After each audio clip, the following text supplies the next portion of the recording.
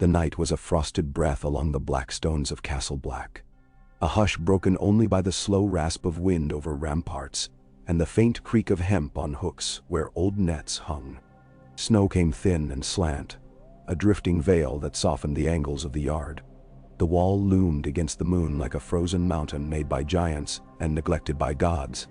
The torches planted along the inner yard hissed and fluttered and cast their wavering light on blanketed sledges, stacked barrels, and the ivy-dark shadows of the old granary.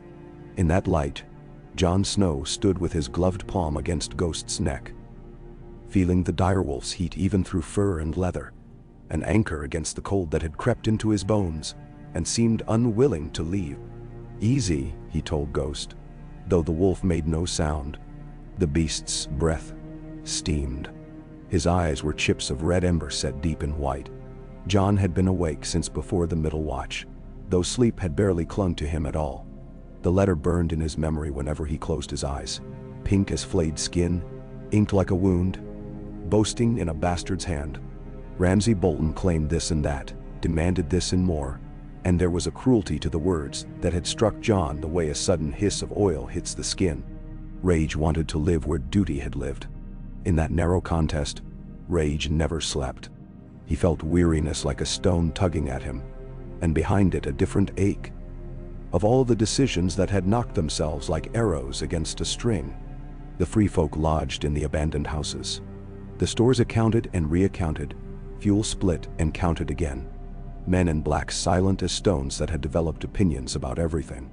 When he breathed, the air bit. The taste of iron lingered. He'd cut his lip on the dry wind. "You don't like the smell of them tonight," he said to Ghost, because speaking it made the sense of it more clear. The direwolf's hackles were showing. Ghost had been prowling the yard with a predator's patience since the second bell of the night, circling the armory, the galleries, the old stables where snow had long since drifted through a collapsed roof and was now a white ruin among timbers. The wolf's ears pricked at sounds John did not hear. It had been like this since dusk. Some warning vibrated like a taut string through the animal, and thus through John. He turned, gaze traveling the quiet yard and the black doors and the ladder, up to the platform walkway. The watchfire there painted a ragged orange on the snow, and a figure moved, stamping feet to keep blood alive. No alarm whistles, no shouts. Yet there was a wrongness gathering, a shape not yet named. Bootsteps approached. He recognized the step before he saw the man. Dolorous Eddie, the measure of his stride somehow entirely lacking in surprise. "They're whispering again," Ed said when he came close enough for breath to show. He was a pale shape, scarf drawn up to his nose. His eyes were diligent, melancholy as always. "If I were any good at being cheery, I'd say they're singing, but I've never lied well. They're whispering like a sack of snakes." "Who?" John asked, though he suspected the answer.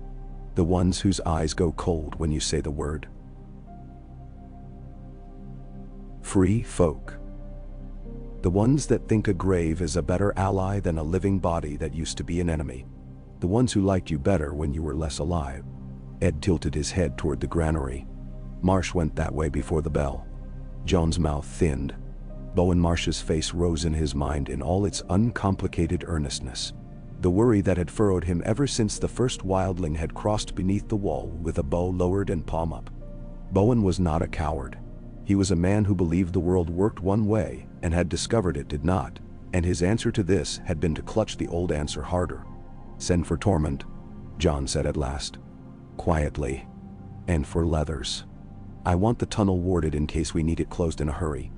Wake any of our countings of the day's wood who are capable of lifting a spear." Mendasar. Ed's eyes, visible above the scarf, flicked once toward the armory. "You think they'll be fools enough to choose the night, Lord Commander?" "I think the night makes fools brave," John said softly, and felt that ache again where lonely anger had once lived. "Go." Ed went, his shoulders hunched as if the wind alone were his adversary. John lingered. He could feel the cold working through him like a threaded needle, but he did not move to warm himself. He looked up along the gangway. A watchman in a cowl stood there, pike butt planted, his attention drifting in that empty way of those who'd done the same hour in the same place too many times. A soft scrape came from the dark near the granary. Ghost's head went up. Joan's hand dropped to Longclaw, and the steel's weight steadied him, familiar as the heft of a promise. He did not draw, not yet. He let his palm rest there. From the granary's shadow stepped 3 men in black. They came as men who had risen to walk, not slink. Their faces were bare, their hands empty. John recognized Othel Yarwick by his damaged ear and square hands, Sir Eliezer Thorne by the severe line of his jaw and the contempt that rested on his face the way cold rests on stone, and Bowen Marsh by the look in his eyes that asked to be forgiven for every year since he'd taken the oath. "My lord," Marsh said, and his voice was raw with something that was not strictly hatred. "May we have a word?" "You're having one," John said. It came out flat as a plank. Thorne's mouth twisted. He had scrubbed himself of any softness years ago, and what remained was hard and polished and cut. "You have led us into a trap we did not deserve," he said, and his breath steamed. "You have brought wolves into our halls and asked us to call them cousins. I asked you to call them men," John said. The wind curled over the wall and hissed down as if to hush them, and the torches fluttered. Marsh swallowed. "They are not our brothers. They will be, or they will die," Thorne said, cutting through Marsh's gentler words, his eyes never leaving Joan's face. "That is the choice you have given us at the edge of the world. You misremember the world's edge if you think it is yours," John said. And he felt the old shape of his father's lessons slide beneath his words. "The law is the law. Duty is as cold as the steel you carry if you must kill a man. Look into his eyes." Joan's voice gentled a fraction. "Walk with me." "I'll not promenade," Thorne said. "I'll speak where any man may hear and weigh your treachery with his own ears." "It's not treachery to be alive," John said. "Ask the dead how loyal they've been. They move as one and keep their vows with a vigor that would shock you, if they remembered who they had been." His hand squeezed Longclaw's hilt to keep his temper like a bird in a hood. "You've had your word. Now I'll have mine. Whatever you intend, abandon it. I will not hang a brother for speaking in the yard. I would for killing in it." For a moment the 3 stood in a little wedge of silence. Something in Thorne's stance shifted. Not a retreat, and not an advance. Marsh's shoulders sagged, as if the choice, pressed, might scuttle away. "We will not be ruled by a wildling's pet," Thorne said finally, and his eyes flicked to Ghost as if the wolf were the point rather than the man. "Nor by a boy with a wolf's shadow. You have forgotten what you are. We will remind you." He lifted a hand then, as if to adjust his cloak. It was a small gesture, nothing. The sort a man makes 100 times an hour without any consequence. Except the door of the granary opened wider behind him, and in its dark mouth, there were more faces, more black cloaks. The shape of what had been gathering these last days showed itself like a coastline when fog lifts. A cluster of brothers whose loyalty had turned from John like iron turns from a lodestone that has ceased to pull. Ghost's snarl was low and beautiful. The sound traveled the yard like a spilled thing. John did not wait for another movement. He drew Longclaw, and the cold of the steel leapt into his glove like a winter river. "Ed," he called without looking. Not loudly, but as a command sent out into a ready world. "I'm here," Ed said from the shadow of the burned stable. Men followed him. 3, then 5 more. Leathers was among them. His face set, a heavy stick in his hand where snow had stuck and frozen. Beyond them, at the far corner of the yard, a door slammed open, and Tormund Giantsbane shouldered through with 2 of his people, their furs like small bonfires against the night. The yard filled with the stiffness of men holding themselves poised in their skins. The first move mattered as it always did. The second would either be a rescue or a grave mistake. Thorne's hand dropped from his cloak. For an instant, as brief as a breath between a plea and an answer, John saw something in the man's eyes that was not anger. It might have been regret, or it might have been recognition that the moment had slid too far to be caught. "For the watch," said a voice from the granary's darkness, and the words caught like a match and ran from mouth to mouth, a wetted whisper that became a shape men could hide in. For the watch. They came, not as an army, not with a roar, but like men stepping down a stair they did not see and trusting to the next tread. John did not call for quarter. He met the first of them, a youth with a stubble of beard and fear alive in his eyes, and knocked the man's arm aside as the knife he held flashed. Ghost lunged at the youth's leg. There was a gasp, a fall. Another came in from the side, a short blade aimed low for the soft place. John twisted. The knife glanced off the quilting of his coat. He felt a dent as a sudden cold. He caught a wrist and turned, and the man went down on one knee with a cry. In the corner of his sight, Eliezer Thorne had drawn steel. Ed met him, iron on iron, Ed's face unreadable, save for the small vertical line between his brows that appeared whenever he encountered stupidity. Tormund took 2 steps and made a sound that may have been a laugh or a war cry, and struck the third man from the granary across the shoulder with the haft of his axe, so that the man spun and fell like a tossed bundle of sticks. Snow took everything softly. Footfalls, the grunt of effort, the clink and scrape of weapons. It occurred to John as he moved within it that the only thing louder than a fight in a silent yard is the absence of a fight where one should be.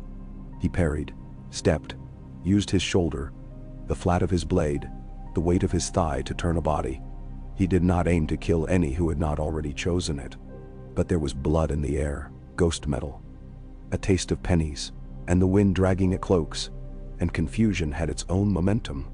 "For the watch," another voice cried, splintering a little on the last word, and from the granary's mouth came a boy small enough that his cloak looked like a borrowed garment. Ollie, John realized with a shame that was also fury. Ollie, whose family had died in fire and fear. Ollie, who had watched a giant like a god stride through his home's ashes. The boy's mouth was a grim line around his teeth. The knife in his hand shook and did not shake. "Stop," John said to him, almost gentle, and took 1 step forward with his palm out. Someone else moved first. Leathers reached out and plucked the boy backward by his hood, an ungentle mercy. The knife flashed in Ollie's hand and cut Leather's wrist. The wildling swore and knocked the blade from the boy's fingers with a cuff of his forearm. The knife skittered, scratched, vanished in the drift. "Enough," John said to the yard as a whole, and he put into it as much command as the title at his belt could lend. "Enough. Stop." He had expected to be ignored by at least half. He was not ignored. The thing about fighting in a yard among men who sleep, break bread, and piss together is that shame is more immediate than glory. The men looked around and saw one another's faces and the way their breath came, and that there, under the wall's shadow, they were killing family over a knot of fear and fury. Ed drove Sir Elizer's blade aside with a chop that would have been crude if it hadn't been so calm. Leathers pushed Ollie up against the stone and leaned in with his teeth showing in a half-smile that was not friendly but was not unkind. Tormund had a man by the back of his cloak, and was shaking him like a hawk shakes a caught rabbit. In the far shadow by the smithy, Bowen Marsh had not moved at all. He stood with his hands at his sides, his mouth open, as if caught in the first syllable of a prayer that he had not chosen wisely. John lifted Longclaw. The weight of it was judgment. "Lay down your arms," he said. One by one they did. Not because they were convinced, because the moment had flowed around them, and there was no footing in it for another shout, another knife. The boy Ollie's eyes were wet and bright. Sir Alizer's breath came hard. Bowen Marsh's shoulders began to shake. The night settled its snow upon them again, as if the sky had been waiting with that same patience the wind has for stone. Torches snapped. A drop of blood plinked into the drift at Joan's feet like a small punctuation. "Ed," John said, "take their knives. Leathers, bind their hands. Tormund, post your people by the gate. No one goes up the wall or down. Not until I say." "You'll say," Tormund rumbled. "That's something." He spat to one side and grinned without merriment. "My people can stand still as a stump when we must." John looked at Alistair Thorne. They had hated one another properly, and hatred had its own respect. "Sir," John said. "Lord," Thorne answered, and his jaw worked on the word as if it were a gristle caught in his teeth. "You had a choice tonight," John said. You still have one. You can remember your vow, which did not say, until it grows difficult. Or you can confess that what you love most is not the watch but yourself as you imagine yourself to be, and we can be done. Are you asking for an apology? Thorn asked. There was something brittle in his tone, like ice that has already cracked. We are a brotherhood, not a sept. I'm not asking, John said. You intended to cut the heart from the Night's Watch because you could not bear the idea that it might change. You might have cut me instead. That choice ended when you stepped from that door. He turned slightly so that the yard, the wall, everything witnessed it. Owen Marsh, Othel Yarwick, Sir Alizer Thorn, Ollie, Dot, and any who lent steel to this folly. Hear me now. By the authority given to me as Lord Commander of the Night's Watch, I name your actions treasonous. You drew blades against your Lord Commander with intent to kill. For that, the law is death. Naam? A breath went through the yard and left it emptier than before. Ed made no sound but looked at John as if measuring him anew. Leather's head turned the way a hound's does when it hears a rabbit in a bush. The men accused did not move. Bowstrings cut at once by a stroke that could not be seen. Thorn lifted his chin. You kill your brothers, he said. I would, John said, if that's the cost of keeping them alive. It was not said in anger. There was too little room for anger now. Duty sat on him like a second cloak. He remembered his father, a winter morning at Winterfell, a deserter of the watch kneeling in the snow as Ned Stark spoke the sentence and swung the sword. John had been a boy then, his blood new and hot. The world had felt simple and cruel. He had learned since what cruel simplicity turned into if you let it. But he had held tight to the better part of that old morning. The honesty of a man who does not delegate a death he demands. We'll do it at first light, John said, his voice steady, where all may see. I'll not beg daylight, Thorn said. If death is a thing that teaches, let it teach me now. Do it, bastard. John looked at him, and the word did not touch him as it once had. At first light, he repeated, because what I want taught is not for you. They were bound and kept in a shed where old saddles had been stacked before the horses had been given to the free folk as the price of their crossing. Tormund set 2 of his people outside with spears, and that humor of his that could turn to hunger. The yard retreated into its winter bones. Men went silently to their cots and lay awake and stared at rough beams and thought all manner of things that would never become words. John did not sleep. He went to the rookery for an hour, stood among the cooing brutes, fed one black eye and then another with a kernel of grain from his palm, and thought of ravens carrying words over empty miles that no one heard or no one heeded. He went along the top of the curtain wall and felt the walls grate cold in his knees. He spoke to Ghost without sound and listened to the answers of a mind whose concerns were simpler and truer. He went at last to the old solar that had belonged to Jor Mormont and looked at the carved bear that guarded a corner with more patience than any living thing. On the table lay 2 maps, one heavy with inked rivers and hills and tiny trees. Conceits of men sitting at tables, one more recent, sketched with a charcoal stick, the wall a hard line, the castle's little squares along it, the haunted forest a blur. He placed his hand on the newer one and felt the grit of the charcoal catch at his glove. Before the east grew pale, he went back to the yard. Snow had built itself in little drifts along the posts. The sky had the look of a thing considering a thought it did not want. The men gathered. They came in 2s and 3s, and if their faces were a ledger, it would have balanced to something like sorrow, though not for the same reasons. They stood in a huddle along the yard's edge or spaced themselves as if unwilling to be caught in a herd. The free folk came too, curious and quiet. There were a handful of women among them with fur hoods pulled close, faces intent. A giant stood in the gate's shadow, one, not stirring, snow piled on his shoulders like a shawl, his expression too far above the yard to read. Tormund stood with them, arms crossed. Your men in any village who had come to watch something necessary be done. Ed came to John's side and touched his elbow. He had brought Longclaw's scabbard, though John had not asked, and he held it in both hands like an offering. We could put up ropes, AD said conversationally, and John heard the care in that casualness. the way a good steward lays down straw before a fall. It might be easier for the day. I'll not hang them, John said. Not if I might swing instead. He looked across at the block they had set a little off from the center of the yard. It was not a beautiful thing. It had been the work of 10 minutes with a hatchet and a heavy table, but it would hold a neck. We will do it quiet and quick. No speeches. Then he paused. Just enough. Bowen Marsh's face was gray as old ash when they brought him out. He had not slept either. His eyes were pinpricks, and the skin under them sagged. He moved like a man already half gone. Othel Yarwick followed, lower lip trembling as if he might cry, but pride forbade it. The boy Ollie. Sarah Leeser last. Chin up. His hair a dark helm. John stepped forward until he stood in front of them. Bowen, he said.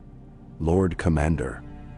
Marsh whispered, and the whisper cut under the words like a blade held beneath a cloak. I thought, he swallowed. I did what I thought I had to. You thought, John said, and he let no cruelty in, only the hard light that shows a surface as it is. You are not the first man to kill a better thing with a thought, Bowen. You will not be the last. But the watch is not saved by killing the man who holds it together. The dead do not care which of us were right. He raised his voice just enough for the men at the yard's edge to hear. These men took knives into their hands and intended to use them on me. The law is not a toy to be set aside when it is inconvenient to those we like. If I were any other man, if I were Janos Slint, would you expect me to spare them? He let that hang, because every man present had seen the morning when Janos Slint died in the yard, and knew who had swung the sword. He looked at Ollie then, the boy's face white and tight as the belly of a drum. You took a blade into your hand, John said to him, gentler because he could not manage any other tone. I killed the man who gave you someone to hate. I did that with my sword and my voice and my choices. Your family died because men with my face chose a law that served heat instead of harvest. But if you had put that blade into me, you'd have killed 1,000 more. Because there is a thing out there that wants to walk into this yard and wear your face and your mother's face and your father's, and it will come smiling. Killing me helps it. He reached, and a man behind pushed the boy forward so that he stood alone, a small black mark on the snow. You will pay the same price we pay for forgetting. He stepped back. He felt something like a fever behind his eyes and would not let it through. Bring the first, he said. They brought Bowen Marsh. The man tried to kneel, and his knees would not have it, and Ed put a hand on his arm and helped him down as if helping him from a boat to a dock. Bowen placed his neck on the rough board and did not move. He looked up at John's face, as if hoping to find there not mercy but understanding. John felt ghost near his thigh, a certainty with teeth. He lifted Longclaw. The blade in the dawn looked like winter given edge and purpose. The man who passes the sentence should swing the sword, John said softly so that only Bowen and Ed heard it. And then he brought the blade down with a sure two-handed stroke, and the world made a single wet sound and then was very quiet. Othel Yarwick next Otto. Tears had won their argument with his pride, and he wept without noise. John did not speak to him. There was nothing fit to be said that did not cheapen the moment. He did the work that had come into his hands. The boy Ollie after, his neck thin on the wood. John's stomach clenched, and for an instant, the yard around him ran like water. And he was not Lord Commander or son of Ned Stark, or anything but a man who understood too late how much he hated being right. The blade rose and fell. It was cleaner than the world deserved. Eliezer Thorne last. He looked at John with a gaze that had no share of pleading, only a kind of weary contempt that had misplaced its vigor and become something like admiration if you were drunk and squinted.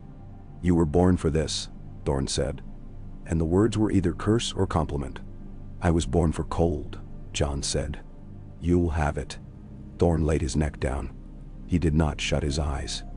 John had the oddest impulse to tell him a story as Ned might have told a man at a hearth, some kindness to share in the last breath. But there were no stories between them. There had only ever been iron. He did what he was.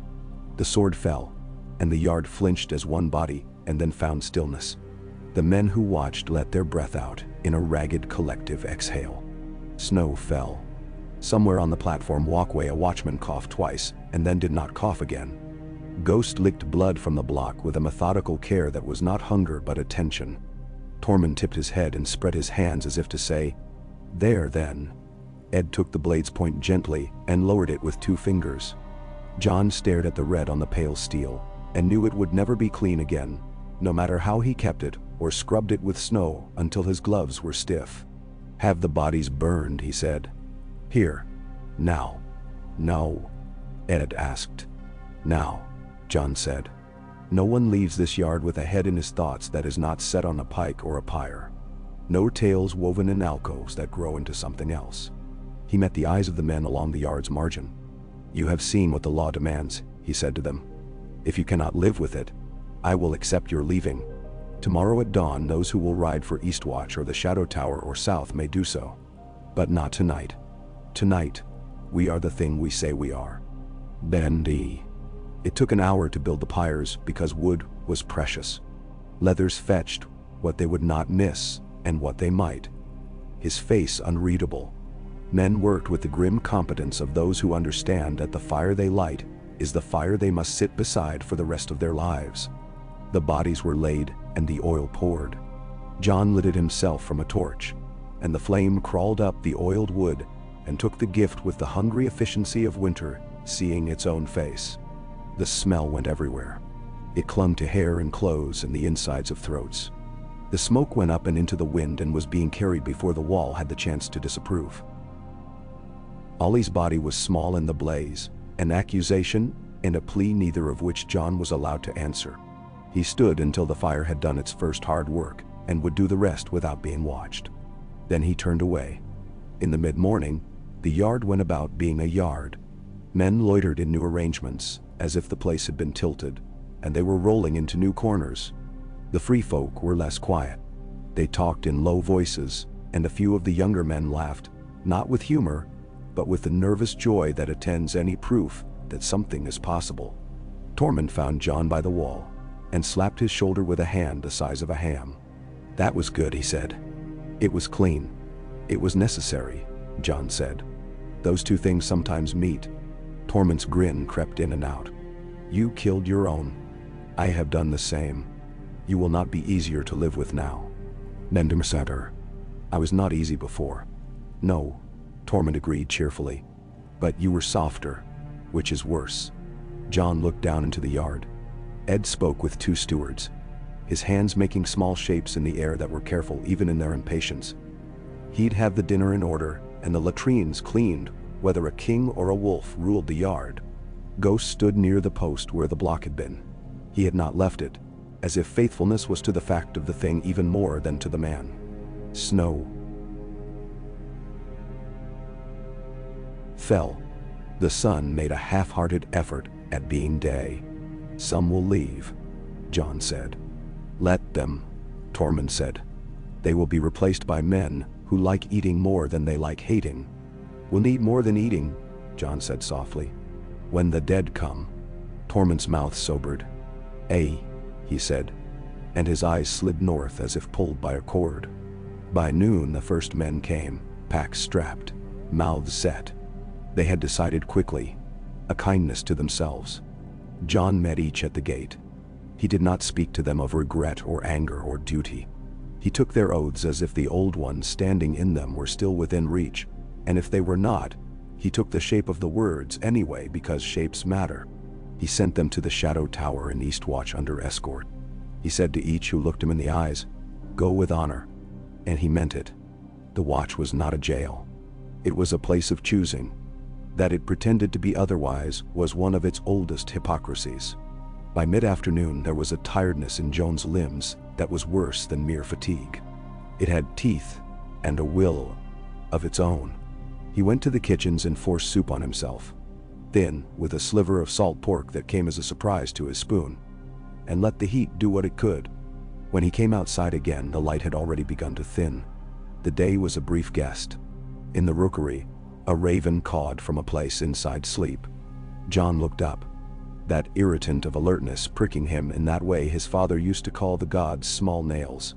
He climbed the stair to the rookery, his breath flattening and coming back in his face in small puffs as the towers inside trapped the cold. Clytus was there, his fingers cracked and pink with the season. A raven perched on his arm like a question. "A bird came from the south," the old man said without preface.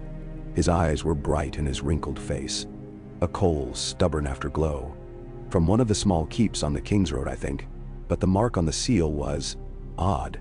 No lord's sigil I recognized." John held out his hand. Clytus placed the folded parchment in his palm. It smelled faintly of lamp oil and feathers. He broke the dumb seal and read. The first words were the ones that caught him all at once, like stepping into a river deeper than you thought. "John, if you are alive, if you are there." He did not feel shock. He felt the slow widening of a door in his chest.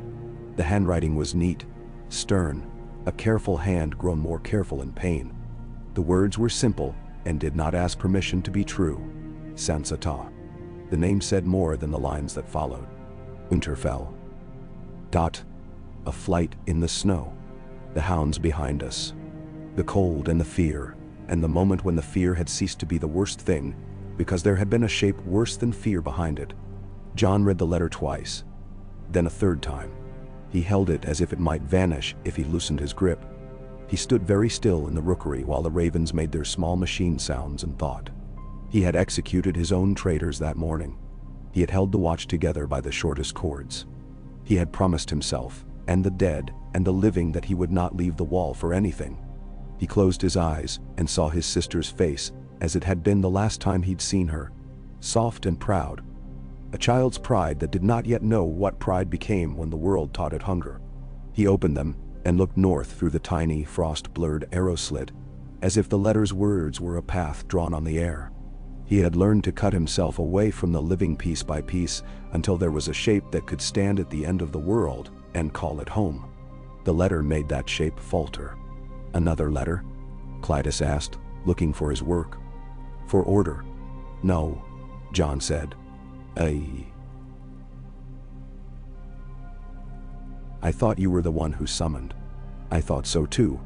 He slid the parchment into his inner coat, folding it as if tucking a bird into a nest. "Keep the ravens fed, Clytus." The old man snorted, relieved to have a concrete thing to do. "Don't tell me how to do the only thing I know, boy." John left the rookery and crossed the yard. His boots bit the snow. He found AD in the armory putting up a set of pitted mail with hands that knew it by touch alone. "Ed," John said, "you look as though you've been dragged the length of a road behind a mule," Ed said mildly, not looking up. "I've been dragged behind something," John said. He set the letter on the rough table and tapped it. "Read." Ed read without moving his lips, his eyes going left to right as regular as a pendulum. When he finished, he breathed out and pushed the letter back with a fingertip as if it might bite. "If this is a joke, it's a new kind," he said. "It's not," John said. "She writes of things few would know, and the hand is hers." The letter had mentioned Arya, their mother's temper, ground down by years to something like iron filings. It had mentioned the stone trolls and the godswood at Winterfell that had always seemed, to Sansa, to be listening. Ed tilted his head and looked at Joan's face as if to take an inventory. "You know what you're going to do. I know what I want. That's more dangerous." Ed folded his arms. "Say it so I can wish it were not true, and we can both be men about the difference." "I'm going to bring her in," John said. "If she's on the King's Road, we can send men to meet her. I will not ride out." He surprised himself by feeling something like relief as he said it, as if the words had found the right hole in his chest to fit. "You will send men from the watch to fetch a lady of Winterfell," Edith said, voice dry as driftwood. "I will send men from the watch to bring a refugee to safety." John met Ed's eyes. "It is not against our vows to bring the living inside our walls. It's against the understanding many men have of the vows," Edith said. "But I'm not in the habit of asking the men here for their understanding before I fill their bowls with cabbage." He touched the mail again with a hand as tender as a healer's. "Who?" "Torment," John said without hesitation. 6 or 8 of his best, who can smell ambush in their sleep. "A few of ours, Ed." "I know," Edith said. "I'll keep the soup hot and the fires high, and the men from killing one another with their glances. "Bring Melisandre," Jon said, surprising both of them. Ed's eyebrows went up. "Have her look in her fires and tell me which road a wolf would choose in a storm." He hesitated. "And tell her that the things we burned this morning were not sacrifices." "I doubt she had the word on her tongue," Eddie said. "But I'll tell her to swallow it if she does." Tormund agreed as if he'd been waiting to be told he could do it. "I know the King's Road and the places where men who like to be wolves become wolves," he said.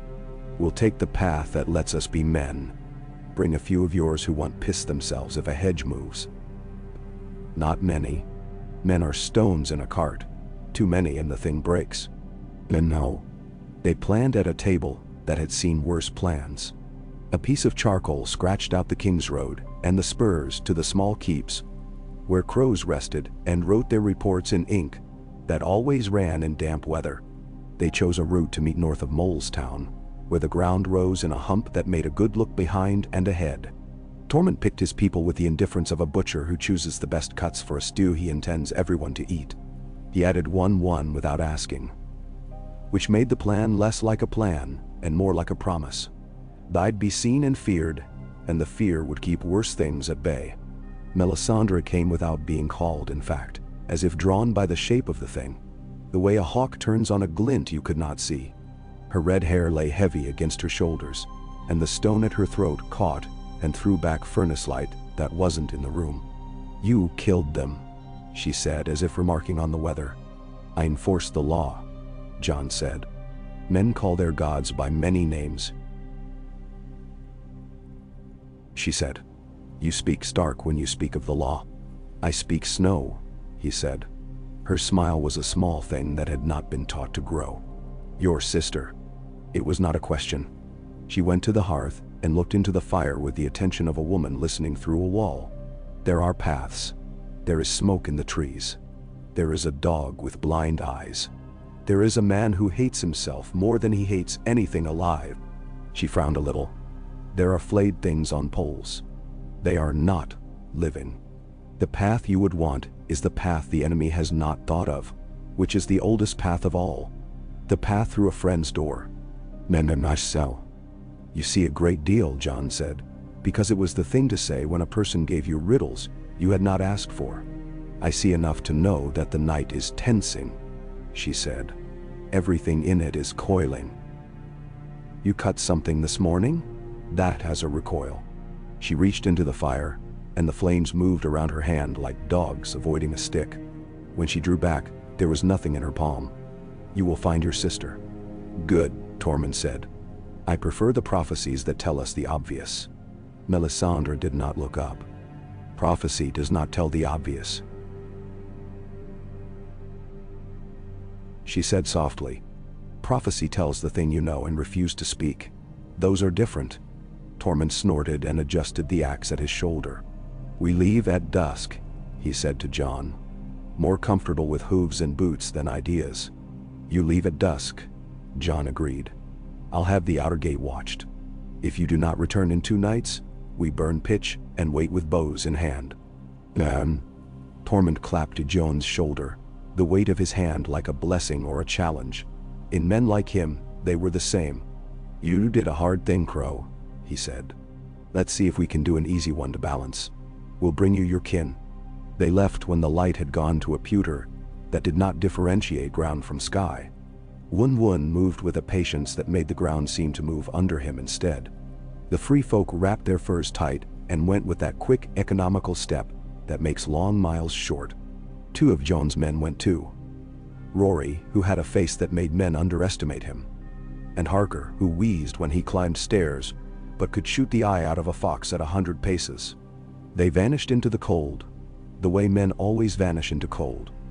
Suddenly and completely, as if the night had merely been waiting for them to do as much. Jon stood on the platform and watched until even his imagining could no longer pull them out from the gray. He let his hands rest on the railing. The wood was as cold as turned bone. Ed came up beside him. "You could have gone," Ed said, his voice without judgment. "I could have," Jon said. "And you didn't." "I didn't." Ed nodded. "We will say that for you at your funeral." He did the thing he didn't want, and he did not do the thing he did. There are worse epitaphs. Most men get worse. Ed's eyes scanned the white plain, the trees like black veins. They'll come back. They will, John said. And then, because a small place in him that he could not help hoped, she will. They stood for a while. The wind made little passes at them, quick and sly. The wall hummed its cold song. Somewhere, a raven spoke a word that no one understood, and then repeated it, as if accusing the air of not listening. After dark fell properly, the yard drew into itself. Men clustered in the common hall, a dozen conversations spinning little fires of their own. Some games of dice started and ended in small flurries of cursing. The stew was thicker than noon's soup. The cook had slipped in the last of a sack of turnips with a guilty haste. John ate with his officers and said nothing that did not need saying. He went to the yard after, stood in the snow and filled his lungs with the cut of it until something inside him woke. He went to the armory, checked the racks. He had Ed double the watch at the tunnel and once more at the stairs, because order did not grow by itself. You laid it down like cordwood and hoped the night did not take it as an insult. There was a sound at the gate when the night was old enough to call itself morning if it had been in the mood. Not the horn, a human sound. The thud of a mallet maybe, a heavy hand on wood. A voice carrying in the way voices somehow do when they need to. Open. It was hoarse and cracked, and it had the note of someone whose breath is full of needles. By your oaths, open. John was moving before he knew he had decided to move. Ed was behind him a moment later, because Ed had a talent for being behind you when a thing you wished would not happen happened anyway. Two of the gatekeepers were at the winch, but they looked unsure, like men trying to remember a tune they had not played in a year. Hold, John said, voice cutting through hesitations like a knife through fat. Who's there? Friends, came back the reply, and the word had never sounded less reassuring. The snow will kill us. Names, John called. There was a pause. Then, in a voice he recognized the way a man recognizes the smell of wood smoke from his own hearth. A little thinner, a little more afraid, John died. It's Sansa. Ben. The yard behind him did something that could not be seen but could be felt, as if men standing in it had quietly reached for their knives and then not drawn them because this was not an enemy to cut. This was something larger. John closed his eyes for half a heartbeat, the way a smith might when the iron takes a weld. He opened them and felt every inch of himself become the hand that turns a key. Open, he said. The gate rose with an old groan that was a complaint and a relief. The wind pushed through first. A small animal. Then, the figures. A woman in furs too thin for the route she had taken. Hair snapped by frost. Face pinched with cold, so that her beauty sat behind it like a memory, but was still there. A man beside her. Shorter, his shoulders rounded like an apology. Hair shorn ragged close. His eyes darting without permission, as if they were always looking for something to fear, and always finding it. Two others, men whose cloaks were a patchwork of rags and pride, supporting a third who half hung between them. Snow covered them. The gate made a curtain of it as they passed, and then it settled on the yard as if nothing had happened at all. Sansa stopped in the middle of the yard and stared up at the wall as if it were something she had dreamed of as a child in a story and had not believed. Then she turned her head and found John in the torchlight. He did not run to her. He moved, because movement was what the body did when it could not stand still any longer, and he was there in 3 strides, and she was there, and his arms went around her, and the cold came off her in waves like a river in spate. He felt the thinness of her under the furs, the sharpness of bone at her shoulders, the tremor that did not stop. He held her, and for a moment all the titles and the law and the watchwords went out of him like breath in winter. She smelled of smoke and fear, and something that was Winterfell, if Winterfell had been a scent carried inside a person. Jon? She said into his collar. Her voice broke on the name. Jon? I have you, he said. His voice was quiet, as if noise might break what had come to him. The man with her, Theon Greyjoy, though the boy Theon was a ghost in the man's wreckage, looked at the ground as if it might accuse him, and found it kind enough not to. The two men who had supported a third handed their burden to Ed, who took it with the unperturbed efficiency of a man who has seen more than his share of burdens. John glanced too. He saw a cut turned black along one man's cheek, the ragged roughness of frostbite on fingers, the strange pale glaze to eyes that had walked too far in snow. "Food," John said, and the word was answer to need. Fire, Pomsi, blankets, a healer for the wounded. Ed. "I'm not deaf," Ed said, and was already turning. Sansa pulled back and looked at John's face. 100 details were there to count, lines at the corners of his eyes that had not existed last time she had been a girl, a scar along his cheekbone that made a pale line like a lesson. But she counted none of them. She put a hand on his jaw and then took it away quickly, as if touching made it less real. She laughed once, a small wounded sound that was closer to a sob and hated itself for it. Then she set her mouth. "Winterfell," she said. It was not a plea or even a request. It was a direction, a place, a wound. John felt the world tilt under the word, the way a cart does when you put too much in one side and not enough in the other. He heard in it the line of men sinking into drifted snow, the scrape of knives on blocks, the argument he had made to himself for months that the watch was his wedding vow to the world. He heard a child's laugh in a courtyard and the way things fall when fire takes them. "Come inside," he said. "Ye ate first. Speak where the wind isn't listening." They did. The hall took them in like a chest being filled. The heat struck their faces and made their skin ache. Sansa sat and held a bowl in both hands, as if it were something that might flee. Theon, who had once been a boy with arrogance where men have hearts, ate carefully, every bite an apology that the food forgave. The men who had come with them, one from the King's Road outpost, one a farmer with hands used to rope, leaned back against the wall when the stew had taken the immediate tremble out of their bodies, and looked around as if to collect the room in their eyes so they could tell it to someone else later. When there was warmth in them that was not borrowed, they spoke. Sansa told it as she had lived it. No flourish, as if flourish would be a sin in such a telling. The hounds and the laughter, and the dread that had been made into a cloak she had been forced to wear. The night she had slipped that cloak from her shoulders and run. Theon's voice intruded at moments, and then retreated like a tide that dared and dared again. When he described the walls of Winterfell as he'd last seen them, it was with a lover's attention and a murderer's grief. John listened and let the words live in him. He held himself so still that his muscles ached. When she had finished, he said no comforting thing. "Comfort is a sweetness. A man offers a child whose skin is unbroken." He spoke instead as a man whose skin had been made into something else altogether.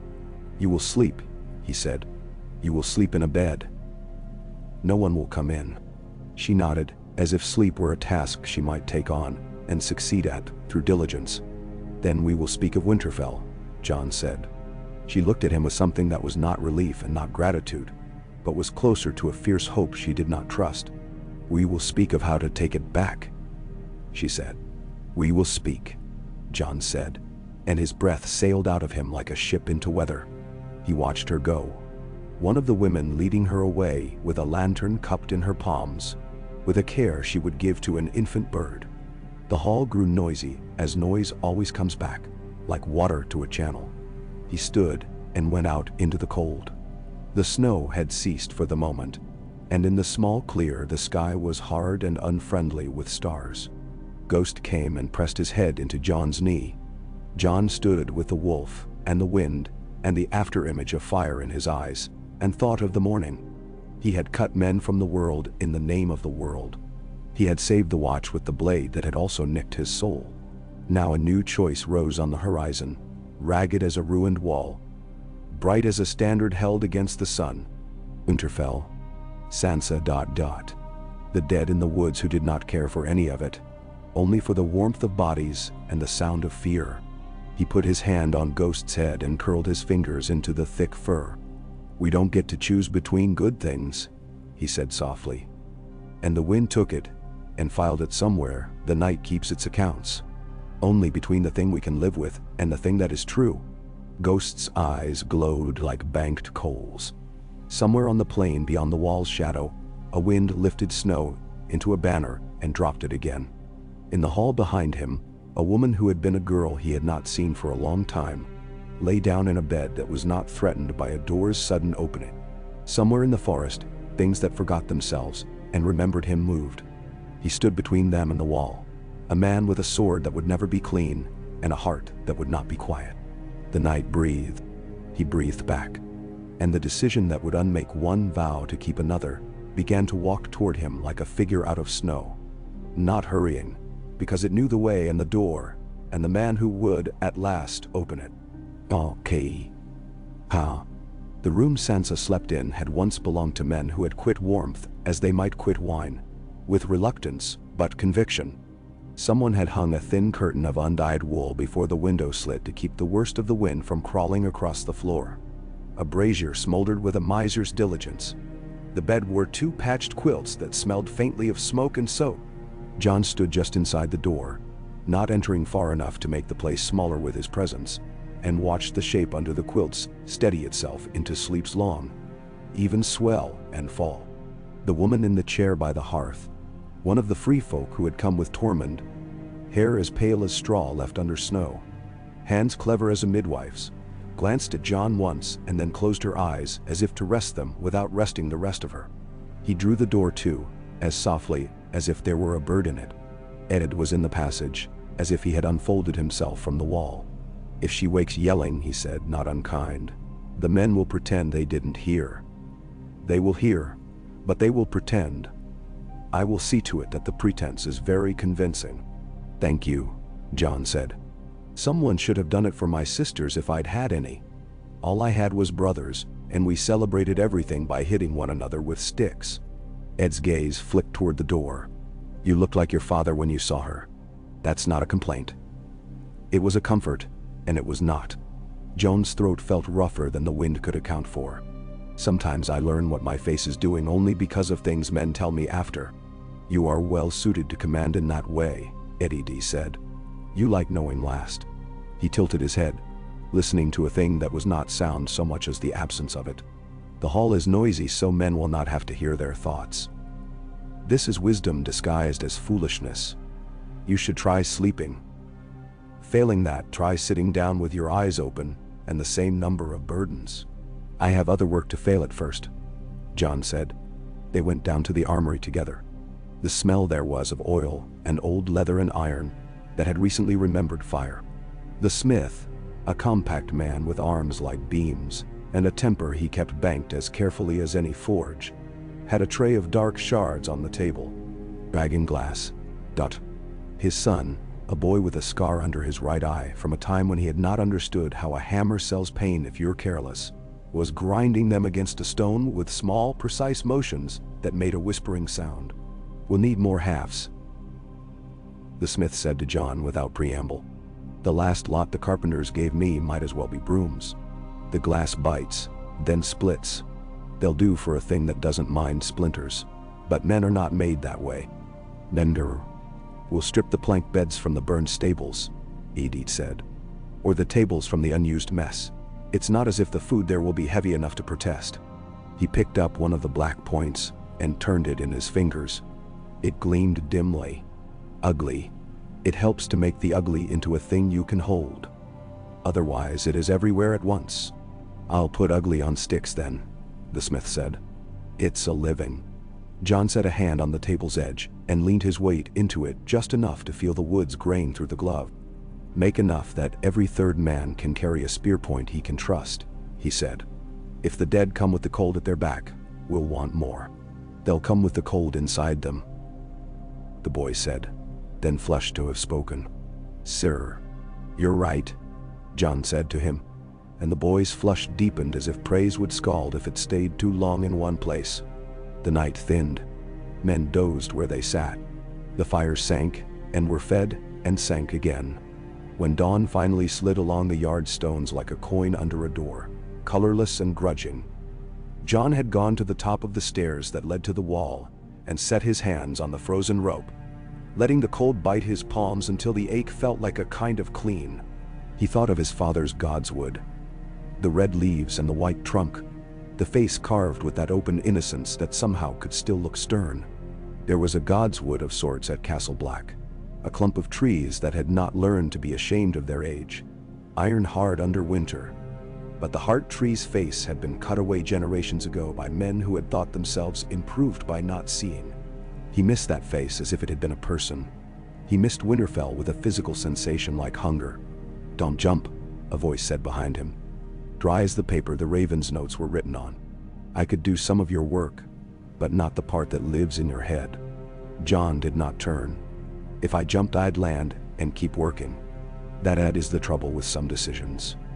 "Then more trouble with the rest," Davos Seaworth said, and came to lean beside him. The Onion Knight's nose had been stripped of its dignity a long time ago, and had found another kind worth more. His cloak was mended at the collar with 2 different threads, and a third that had broken but insisted on being counted. "I've never liked heights. The sea makes sense. It is honest about drowning you. Ice will smile and invite you nearer." "Are you better today?" Jon asked. Davos had returned to Castle Black with Stannis' dwindled remnant, the king gone south into the snow with banners that had promised much to men hungry for order. The banners had not come back. The man had not either, though Brienne of Tarth had later brought something that felt like the truth knotted into a stern telling and laid it down like a sword. Davos had taken that truth out to the yard and sat with it in his hands, and then put it away with the care of a man who has carried more guilt than he deserved and knows the weight of an extra stone. "I am not worse," Davos said. "That is as much as I ask of the day. You cut heads this morning, they tell me." "I did," Jon said. "I will." And here he surprised himself with the strength of the conviction. "Do it again when the law needs it." "Good," Davos said simply. "You look smaller for half a day, when you were thinking you might not. That's not a criticism. We all do it. We get little as if it would make the choice too large to see. It never is. The choice is always the size it is." He rubbed his hands together, breath making a cloud. "Lady Sansa came before the snow could close its mouth." "She did." "She'll want Winterfell," Davos said. "I would want it. I grew up in a place the sea licked it like a dog, and all we had was the rock under our feet.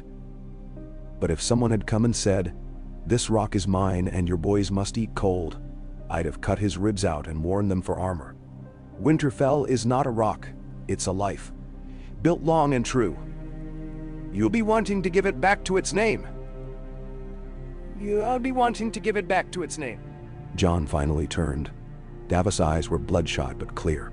"You know what the Watch Law says." "I do," Davos said. "I also know what the words on men's lips mean in their mouths, and what they ought to mean when the dead stir in their graves. The law is to keep the living in a shape they'll recognize. I've served kings and I've served boys calling themselves kings because they didn't know better yet. I'll tell you true. There's a reason smuggling never sat so far from lordship as lords like to pretend. A smuggler knows how to read the weather. The weather says this: if you cannot make Winterfell stand for men with fires in their houses and bread in their hands, you will not hold this wall when the things that hate fire come."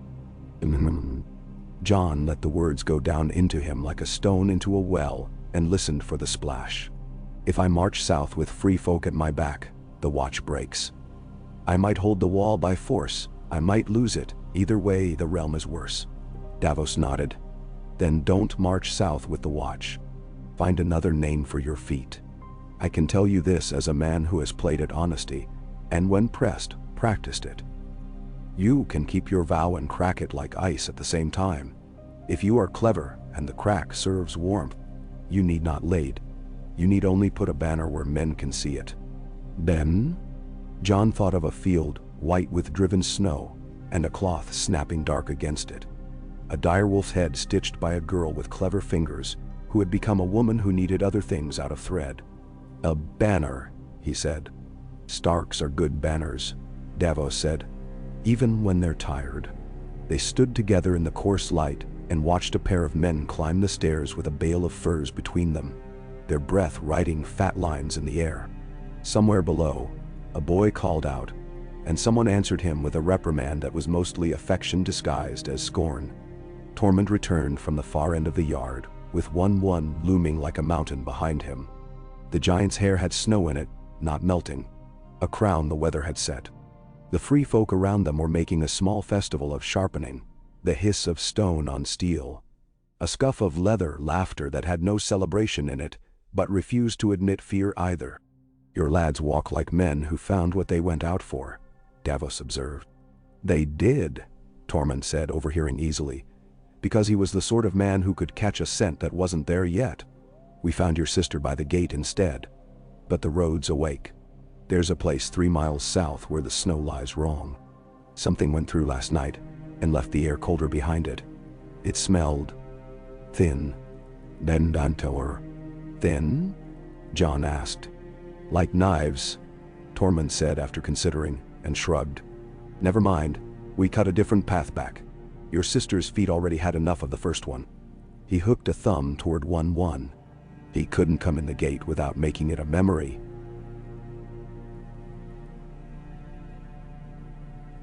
So he's been looking at it and deciding whether to take it as a challenge. "We'll build him another gate," Davos said, and Tormund's grin half exploded on his face in approval. "Build a bigger one," the giant rumbled. The sound came from somewhere deep under the earth. Later, when Sansa woke,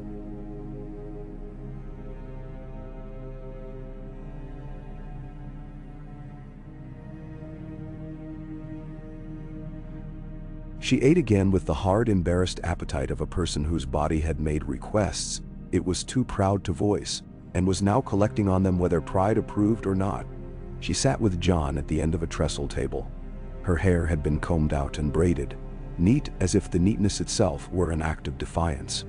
He told her what he had done that morning without embellishment, and watched the way her eyes received it. No shock, and no joy either. The world had taught her things that had smoothed her face, as the sea smooths a stone. "If you keep it in your pocket long enough, you did what father would have done," she said at last. "He would have tried longer to forgive first," Jon said. "He would have tried," she agreed. "But he would have done it." She put her spoon down. "I want Winterfell. We will have to want it in a way that does not break the one wall that is taller," he said. "But there are ways to want a thing that are more than one." She looked down at her bowl. Steam rose and clouded the space in front of her face for a breath. "I don't want it only because it was ours. I want it because what happened to me happened in rooms that knew me when I was a child. It matters that such things do not feel safe with our names on them." He let that settle. "If I could set that into law and have it mean anything when the dead walk, I would," he said. "We will make our own law," she said, and there was a flash there of the girl he remembered. The one who would argue with Arya until both were flushed and breathing hard, and the thing at the center of the argument had become only an excuse to be alive. "We will," he said, "but not as Lord Commander of the Night's Watch." "Then not as Lord Commander," she said, as if it were that simple. And perhaps it was, in the sense that a sword cut is simple if your arm is strong enough. The night after her arrival, before the men had finished telling the story to themselves, enough times that some of the sharp got rubbed off on the telling's edges, the gate watch horn blew 3 times, and then once in rapid succession. Friends, and something else, that odd little lilt that meant uncertainty in a man who did not know his own code. Jon went out with ADD, the snow finding his lashes like small moths. A horse came through the gate at a fraught little canter and checked itself as if it remembered manners just in time. The rider was a tall woman, male under a thick cloak, a sword at her belt that had the blunt honesty of a tool more than the painter's flourish a knight's sword sometimes carries. Her hair was the color of summer straw, and her face had the grave handsomeness that makes a certain sort of man foolish and a different sort respect himself more. Brienne of Tarth swung down without waiting to be helped and bowed not to Jon first, but to Sansa, who had come up at the sound of the horn as a needle to a magnet. The bow was deep and exacting. "My lady," Brienne said, "I failed your mother. I have done what I could to make the remainder of that failure smaller." "Damns." Sansa looked at her the way the young look at a legend, and see the cost it paid to become one, and something in her face unknotted. "You found me," she said. "You found me." "Your signal was the fire at the broken tower," Brienne said. mouth quirking very slightly as if at a private joke. A large man you shouted at until he wished he were smaller helped. And a quiet one who apologized a great deal. Now, that would be Pod, Sansa said. And that was the first syllable of laughter Jon had heard in her voice since she had spoken his name in the yard. They were brought in and fed. Podrick Payne filled half the hall with his eagerness to say nothing wrong, and another quarter with the noises he made when he ate and tried to be silent about it. Brienne's eyes went to Jon and took the measure they needed. Men like Elizar Thorne had looked at Jon and seen a boy, and had thus arranged to be wrong as a matter of identity. Brienne looked and saw the man who had done what had needed doing, and would again. She gave a short nod as if to herself. Tally kept. That is that. What is your plan? She said not much later, direct as a thrown spear. To put men in front of other men who like skinning them, Jon said. And then to put more men there. Then.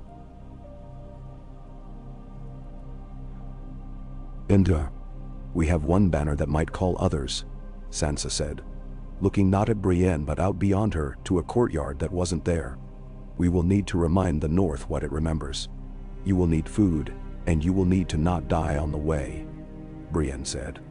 I can do the second. The first is a god's work. I keep a god for it, Davos put in, as dry as a skiff left on shore. He has not been much use to me lately, but he can read a ledger. Melisandre moved through the hall then with that calm that made men think the floor had stopped shifting even if it hadn't. The ruby at her throat pulsed once when she came close to the hearth's wide mouth. She looked at Sansa with interest and the faintest smile, like a scholar presented with a new text in a language she already knew. You ran, she said as if approving. Running at the right time is hard. Men call it cowardice when they have never done it. Men call it wisdom when they have run and had to forgive themselves for it. Sansa's mouth set. Am I to be a page in your book? She asked, and there was nothing meek in it. You're not to be anything you do not wish, Melisandre said mildly. I reflect fire. It does what it wants. I have enough of fire reflected at me, Sansa said, and turned away before the priestess could answer, because she was learning to choose the conversations it would cost her to continue.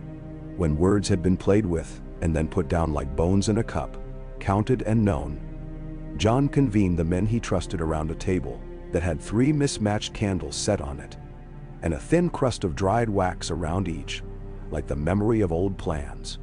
Ed.D. Dorman.all. Davos.us. Brienne stood, arms folded, as if seated counsel puffed her up in some way she disliked, and Jon did not ask her to sit. Melisandre watched from the hearth with the detached attention of someone whose belief makes everything equally interesting. We need men, Jon said. And the fact that this was a sentence any child could have spoken did not make it less true. We have men, Tormund said, stolid. 2,000 spear and more without spears who can swing something that will break a skull. Fewer now that you've taught some of them what a rope is for and their own fellows how to tie a knot. He was not reproachful. He was describing weather, but enough to make wolves out of lambs. The free folk will come for me, Jon said. They owe me crossing, and they want what crossing buys. A world where their children aren't at the mercy of ice with teeth. But the northern houses will not come for wildlings alone. Even if they are hungry for a Stark, they will not see these men as the line between them and night. They will see old stories and fear wearing new clothes. Davos tapped the edge of the charcoal map with his forefinger. Bear Island, he said. The Mormonts were stubborn when I met them with Stannis' seal in my mouth. They will be stubborn now. But their stubborn is the right kind. They'll count what needs counting and pay exactly that and no more. Deepwood Mott has changed hands so often, it should charge rent. The Glovers, he glanced at Jon, were grateful to Stannis once. Gratitude is a short-term loan, but not all debtors are faithless. The Umbers, I don't know. Last Hearth took Rickon once, Sansa said, voice even, as if she had been practicing keeping it so. I don't know if he is there still. I don't know if he is alive. Jon's hands flattened on the table. He realized he had been holding the possibility of his youngest brother the way a man holds a small box he cannot open without breaking it. We will ask, he said, with care. We will not put a boy's life into a raven's feather if we can help it. The Karstarks are with the Boltons since they took Robb's head to mean all Starks are the same weight to cut. The Serwans? Davos asked. Burned, Jon said, and the smallest crack threaded through the word. A memory of childhood dinners with both salt and snow invited. Men from small houses who had always smiled at children, as if children were something that might make the world kinder by existing. Those who live will want to live better. The mountain clans? Brienne asked. Stones with knives. Men who'd follow a bear if the bear told them the winter was lying. They might follow a woman who speaks like a bear, Tormund said. And there was admiration in it he did not bother to make less plain. Brienne did not look at him. Her jaw flexed. Tormund seemed pleased by both the regard and the disregard, and looked down to hide it, which only made it plainer. We'll send ravens, Ed said. We'll send men where ravens are eaten. We have a few who can say the right words and not stomp on them on their way out. I'll go, Sansa said. All eyes went to her. Brienne took one small step, as if reminded of a duty already halfway to being done. Sansa held all of them without flinching. Winterfell belongs to House Stark. The North remembers it as a thing the way men remember their own first names. A Stark must ask for help. Man, you will be a target on the road, Adit said, not admonishing, only precise. I have been a target in a bed, Sansa said. I prefer the road. Jon looked at her and saw, for a heartbeat, his mother's mouth in her face. It frightened him and did not. You will not go alone, he said. I know, she returned, almost smiling. Brienne will pretend to be small for a week, and that will be our joke. Brienne's mouth quirked. I don't do jokes, my lady. You do one, Sansa said with a mock sternness that made something warm run like a lit vein through the room. You do the joke of frightening men who deserve to be frightened. That night, Jon went to the stand of trees at the south edge of the compound, where the Watch's humor kept what it called a godswood. Snow stood on the branches in hunched shapes. The trunks were black with wet. The heart tree's face was a rough patch where sap once bled red, and now only darkness did. He set a hand on the bark. It was so cold, his palm went numb in a breath. He stood like that until his hand and the tree felt equally his. I have kept my vow as if it were a bridge and I a man who cannot swim, he said, low. If I step off, I drown. If I do not, I will never put a foot on grass again. The wind went through the branches, and the snow sifted down in a hush that was, perhaps, an answer. He closed his eyes and thought of Robb's voice at 16, already deeper than boy, promising things he had believed he would have time to learn to make true. Of Bran's small brown hands on the rough skin of a direwolf's ear. Of Arya running, always running. Of Rickon, his mouth full of a stolen apple, laughing around it. Sansa's needlework pinned near the light so she could see better what could not be improved further. He saw the block in the yard, damp with the morning, and the red that would not be made white again. He saw the wall, which liked to pretend it would be there forever because pretending made the days easier. He slept that night not in his bed but in the chair at his table, boots off, socks drying by the small stove, cloak wrapped and pulled up over his shoulder like a hand. He dreamed only of breath. His own, the walls, the nights, and woke with the shape of a decision already cut, as if the knife had been working while he had not watched. At dawn he called for a muster in the yard. Men came. Those who had made their peace with the morning, and those who had not but were good at looking like they had. Free folk too. Many, the yard suddenly a patchwork of black wool and shaggy furs. The air full of the spice of wood smoke, trapped in hair. Sansa stood on the gallery behind Jon, Brienne at her shoulder. A presence like a post set well in the earth. Davos was to Jon's left, Ed to his right. Melisandre watched from the edge of the crowd with her head slightly cocked, like a woman listening to a bird, and trying to decide if it is telling a future, or merely singing. You know what I did yesterday, Jon said. And the yard stiffened slightly as if a wind had blown through it, they could not see. You know why. I will speak now of what I will not do, and what I will. He let that sit and spread. Men leaned forward not only to hear but to brace. I will not march south at the head of the Night's Watch to set my family in a hall of their name. When I took my vows, I laid down my claim to Winterfell, and any other hall a man might die in, and be satisfied. The watch is a wall, and it matters that the wall not mistake itself for a sword unless the sword is truly needed. The dead will come. We will need a wall here, and men on it. Men saw. There was a murmur. Some relief, some disbelief. I will not leave you without a leader you can respect, Jon said. From this hour, until men choose another one stronger in faith or fortune. The day-to-day charge of Castle Black is with Edison Tollett. The murmur turned into a different sound. Surprise more than anything. Ed's eyes widened only enough to be almost funny if the scene allowed it. I regret telling you to sleep, he said just loud enough for Jon to hear. Men get ideas when they don't. You'll keep the stores and the men in the walls, Jon said, equally quiet. You'll write to Eastwatch in the Shadow Tower and tell them what they need to know and no more. You are the right kind of miserable for this. I accept the insult, Ed said. Jon raised his voice again. I will ask those willing among you to go south as men of the free folk, men who have crossed because we opened the way, and as friends of House Stark. Not in black, not under the Watch law, but beside it. There is no rule that forbids me from standing at a gate while others go through. I will not call you brothers for this. I will call you what you are. Men who fight for a place where their children may sleep. Now. Tormund let out a breath that might have been a laugh and might have been that other thing pride sounds like. We'll go, he said. You had me at fight. You lost me at sleep. But you found me again when you said children. Wun nodded. Once. Which moved so much air that several men swayed as if a boat had shifted under them. Davos stepped forward. We'll take a banner, he said. Sansa held the bundle Brienne had brought from their packs. It was nothing much to look at, wrapped in a patched cloak. She unfolded it, and the yard made another sound, the one men make when a thing true and old is held up and sunlight touches it. The direwolf's head was gray, felt sewn onto field darker with soot. The edges whip-stitched in black wool, the work of a woman's hand with too much memory in it. If men will follow it, let them, Jon said. If they will not, we will go where they will and ask again. He looked up toward the parapet. Leathers. Blow a single call on the horn. Let it be known the gate's open for messengers. Lenderho. Sweat and breath and cold made a weather all their own in the yard.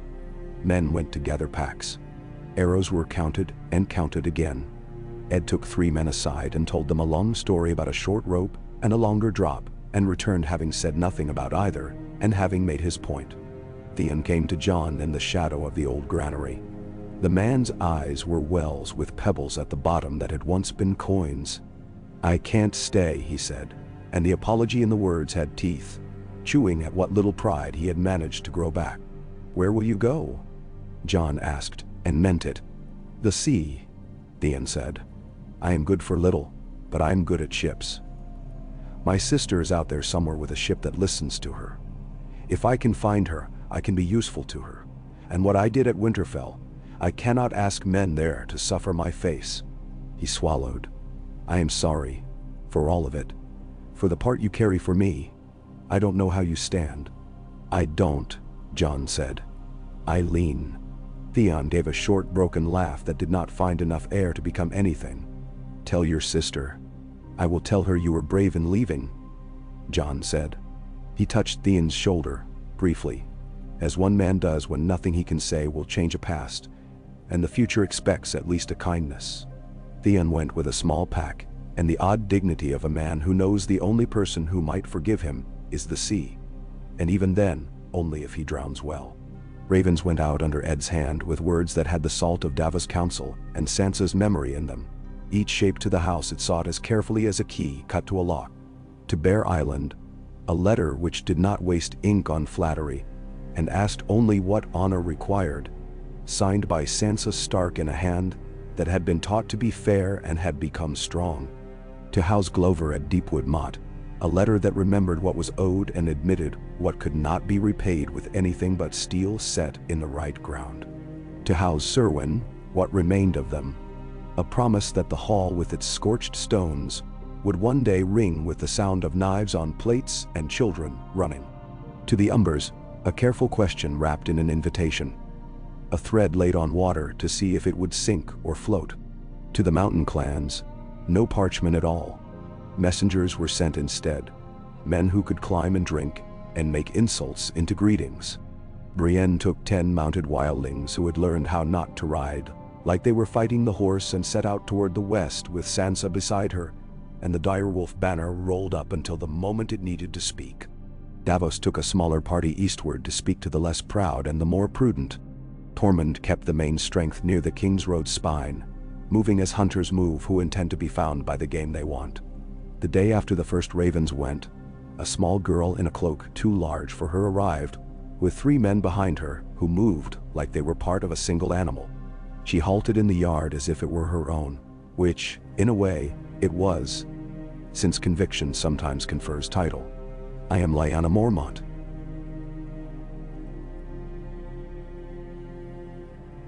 She said. And the name was silly on such a small body, and yet it filled the space around her neatly.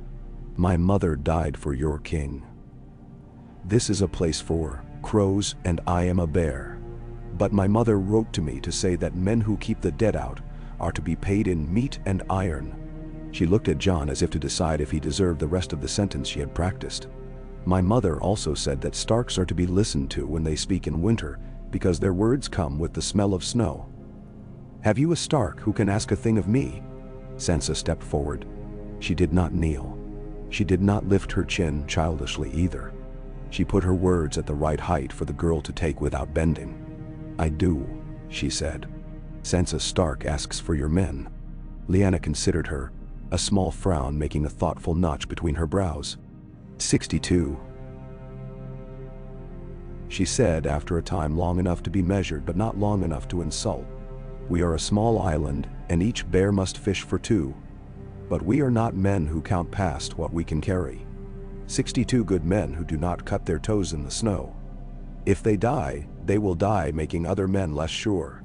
And we will send a boat with salt caught enough for 2 weeks to Castle Black, because I am tired of the sound of other people's bellies. I thank you, my lady, Sansa said, and meant it. Don't thank me, Lyanna said. Win, or we will be writing smaller numbers next time. The Glovers wrote back with a curt, careful refusal. They had been taken from, and then given back to. And men in such a state often believe themselves wise to be chary of more gifts. Davos rode to their hall anyway. He stood before Lord Glover and said a thing that made the man's jaw set and then loosen. Your children will not remember that you chose not to bleed for a man who bled for you. They will remember whether you ate when the cold got inside the bread. He came back with 20 men from among those who would not let their lord's caution be the only measure they were weighed by. From the Umbers, after a longer silence, came a ragged man with a hunter's cast to him, and a piece of cloth tied to his belt, like a flag he was too tired to lift. My lord is missing, he said. No lordly courtesies, only this bald thing. He went to bring in men from the outlying holds and has not returned. There were tracks east. The snow ate them.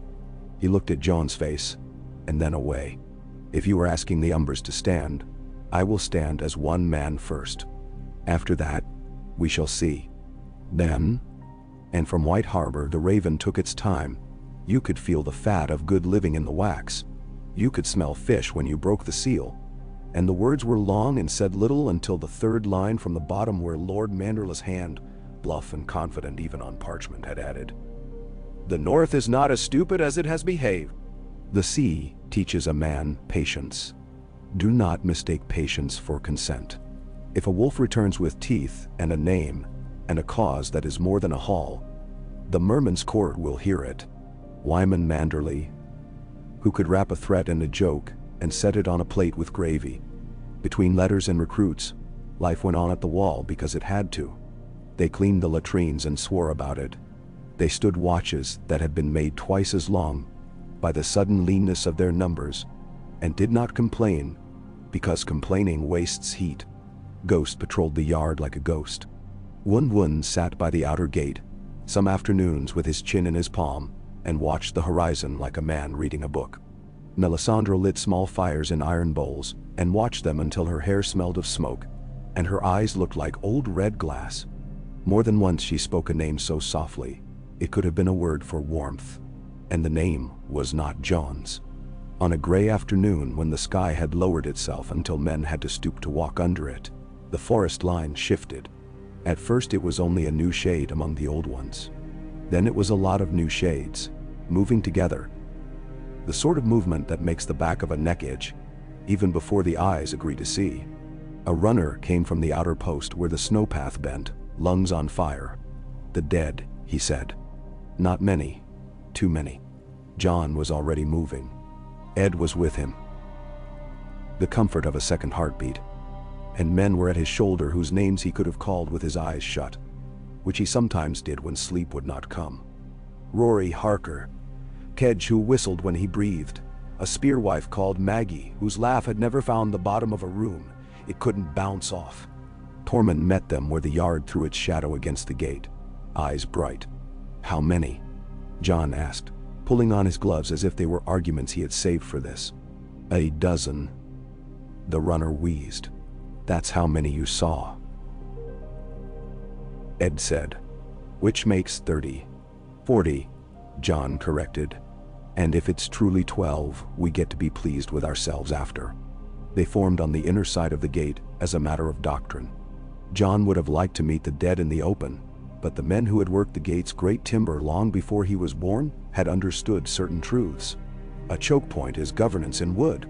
He sent one to the parapet because the giant's bough, hacked from a pine trunk and strung with twisted rawhide, made a sound like a house groaning when it loosed.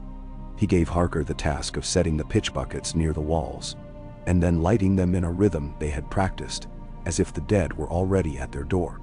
They came not like men and not like beasts. They came like the answer to a riddle about hunger that someone had gotten wrong. Eyes bluer than anything in the world should be, mouths set open as if in ugly surprise. They wore scraps of what they had been, fur cuffs, a child's shawl tied about a waist that would never be warm again. They lurched and ran and stumbled and rose and hit the gate with a sound like flesh striking old iron. Arrows found them. Dragonglass broke in them like a promise, and then kept it anyway. The dead folded forward into themselves as if in prayer, and then lay still in the old snow as if it had always been set for them. John moved along the inner breastwork with Longclaw bare, shouting only the things that needed shouting. Left. Not that one. Spine. Harker. Fire. The pitch took with a sluggish bloom, and then, encouraged by a handful of torch, with a cheer. The smell of it was old and terrible and familiar now. Scorched hair, burned muslin, something that told a primitive piece of the brain that winter had gotten inside a body and needed to be driven out with a club. One of them came up the stair on the left like a child who does not know stairs, knees, and palms and sheer idiot intent. Ed met it with the butt of his spear, grim and efficient, and when the thing's jaw snapped at the wood, he sank the dragonglass head into its chest, as if pinning a letter to a door. John cut a man he might have seen alive in the hall 2 years ago, across the neck, because the neck still aimed, even if the rest had forgotten. He stepped aside to let Maggie bury her point in a woman's belly and found himself facing a face that had once been young and curious and now was a blue coin, and brought his blade down with a care that would have broken something in him if it had come a year earlier. It did not break him now. It found the line between kindness and completion. When it was done, when the last of them had been made still, they burned the bodies in a small heap outside the gate, and one stood with 1 foot near and 1 far, his face lit in plains, and watched in a stony melancholy that had taken the place of grief in him. John leaned on the inner post and breathed until his breath stopped sounding like fear and started sounding like breath again. "They're testing," Ed said. "They like doors," John said. The wind picked up and blew his hair back off his forehead, and for a moment he tasted the salt of something that wasn't there. "They like to see how long we can stand to stand up." "They'll be disappointed," Ed said. "We can be very boring." That night, in the hall, Sansa drew the direwolf's head again and again, on the back of a torn vellum that had once been a list of nails. Her hand was steady, and she was not doing it to comfort herself so much as to teach her fingers the shape a banner takes when it is put into the air. Brienne sat across from her, mending a strap with an awl and thread that she used with surprising grace for a woman who could, with equal sincerity, push a man through a door by looking at him. Tormund hovered near, then hovered nearer, then retreated when Brienne did not reward him with a look in which he could hang his mouth. This game went on for an hour, and might have gone on for a year if the world allowed it. It was as near to peace as this place ever got. Davos came with 2 folded responses pinched in his fingers. Bear Island sends its 62 in a letter that says if we make promises we better keep them, he reported. Lord Serwyn's sister says she'll send what men she can hide from the Bolton's eyes until she can no longer hide, and then she will send the rest. The Mormonts suggest we remember that winter is not a battle to be won or lost. It is a season to be survived, and men who try to fight it as if it were an army will lose quickly and loudly. They are right, Sansa said. They are, Davos agreed. But they are wrong about the next bit. We have an army to fight also. The snow won't flay you. It will let Ramsay do it. Then we do not fight the snow, Brienne said, threading and pulling and biting the end of the cord to cut it. We fight a man. That is easier. You can learn a man if you can stand the work. If we cannot get the mountain clans, we will have to settle for wolves. Tormund said, I like wolves. You are a wolf some days, Sansa said without looking up, and Tormund looked so pleased he had to hide his face in his beard, which had learned to cooperate with his vanity on small matters, if not larger ones. 2 nights later, a boy in mail that had belonged to his father and did not yet fit him, arrived with a spear taller than himself and a declaration in his mouth. Skagos sends no men, he said, as if announcing a prize he had not expected to win, but it will eat any Bolton that sails too close and send his bones home on a wave. He looked at Jon and then at Sansa. Also, he added with the small cruelty boys practice when they are afraid, Skagos says that wolves who have slept with the lions should wash their mouths before they guest at a table. Sansa's face did not change, though the words made Brienne's hand twitch toward her sword as if it were insult enough to cut. Tell Skagos that House Stark remembers who burned its halls, Sansa said calmly, and who merely stood far off and watched. We will speak after Winterfell. The boy nodded, disappointed not to have gotten a rise he could measure. He left with a heel thump he had learned from a man he had not been as tall as yet. The free folk drilled at first light, and again when the sun was not even that, their breath hanging in the air like flags. Jon went among them, correcting a stance here, a grip there. He stopped a young woman whose spear point wobbled from her bent wrist. If you hold it loose it will laugh at you, he said, taking her knuckles and turning them. Hold it as if you are biting back the worst thing you ever wanted to say. I'm good at that, she said, an unsmiling joke that had too much truth in it to be funny. When she thrust again, the point did not waver. He stood with 1-1 and watched a half-score of men set dragon glass into old iron spearheads together, hands busy. You should have been a smith, Jon said to the giant, who grunted in a way that might have been a chuckle. I am a tree, 1-1 said, slow, finding the words he had learned first from children, and then from men who had decided to see a human in him, and had been surprised that there was one. I stand. Sometimes I move. I am not a knife. You are a tree that throws stones, Jon said, gesturing toward the giant's bough, which was taller than any man in the yard and had a strength in it that made human effort seem decorative. I've seen what you can do to a horse at 200 paces. Wun-Wun's heavy lips shifted into what, on another face, would have been a smile. I like horses, but I like you, he said, and that was both as simple and as large as anything that had been set before Jon all winter. The first of the mountain clans came like weather, sudden, and with their own rules. They did not like the wall. They liked Jon more than they liked the wall, because Jon's face had Stark in it, and their grandmothers had whispered at peat fires about Starks as if they were wolves that came and sat by the door to offer warmth if you were brave enough to open it. They brought men with axes and women with slings and boys, with a look in their eye that said they had practiced making a choice and were ready to use it. One man brought a goat on a leash and said it was for luck.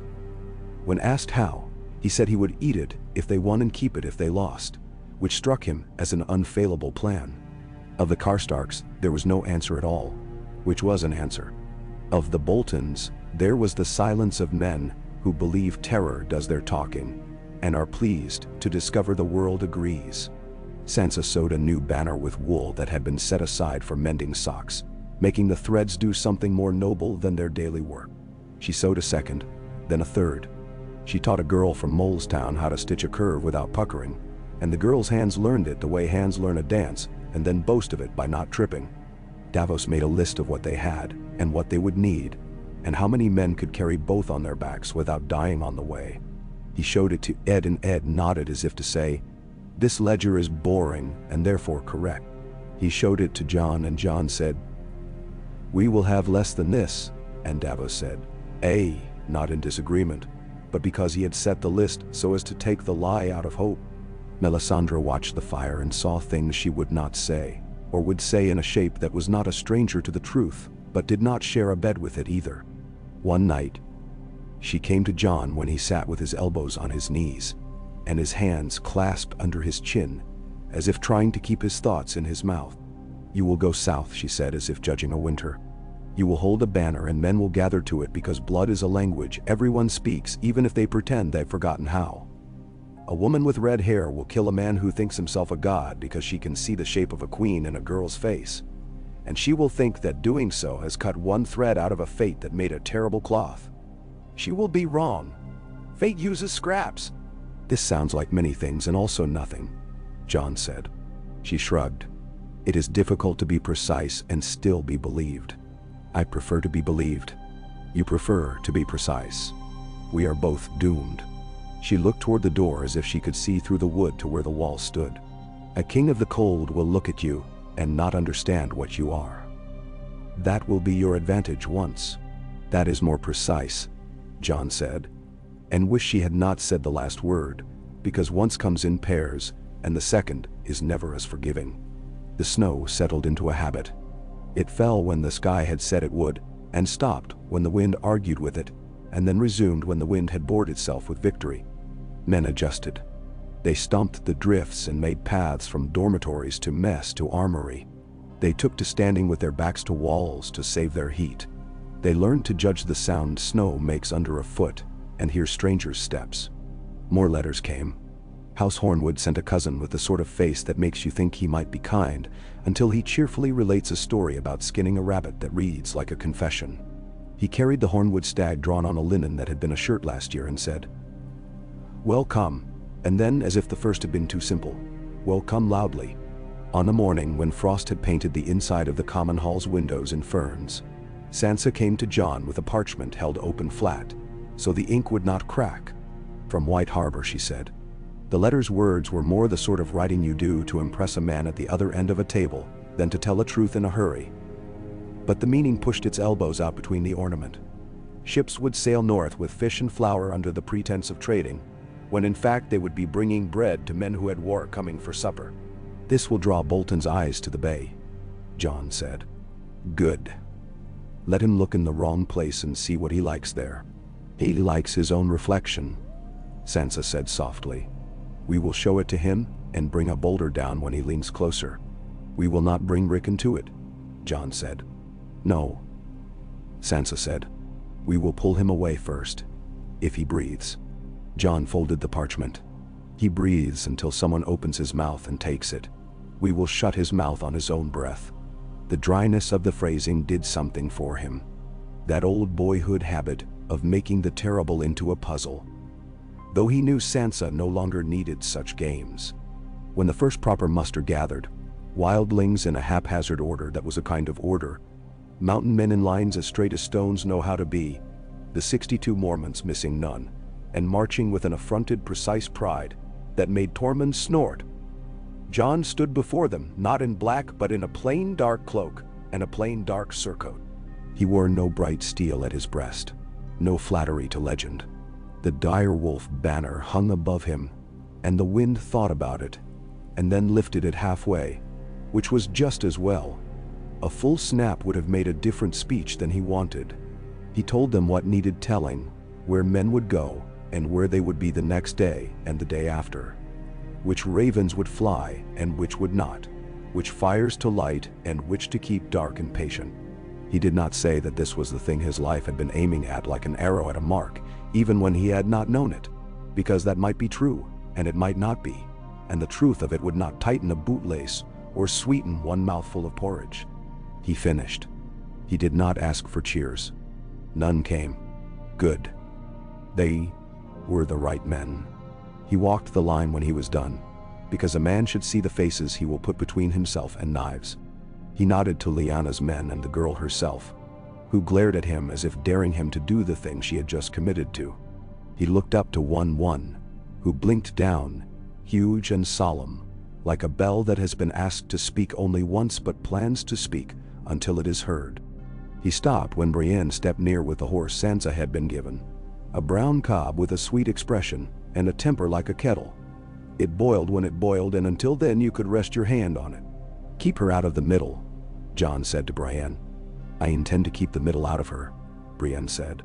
Sansa reached down without thinking and touched Jon's cheek, quick, the way she might have when they were children, and had not understood how much touching costs you later. "I will send you a sign if we take a house," she said. "I do not know which house.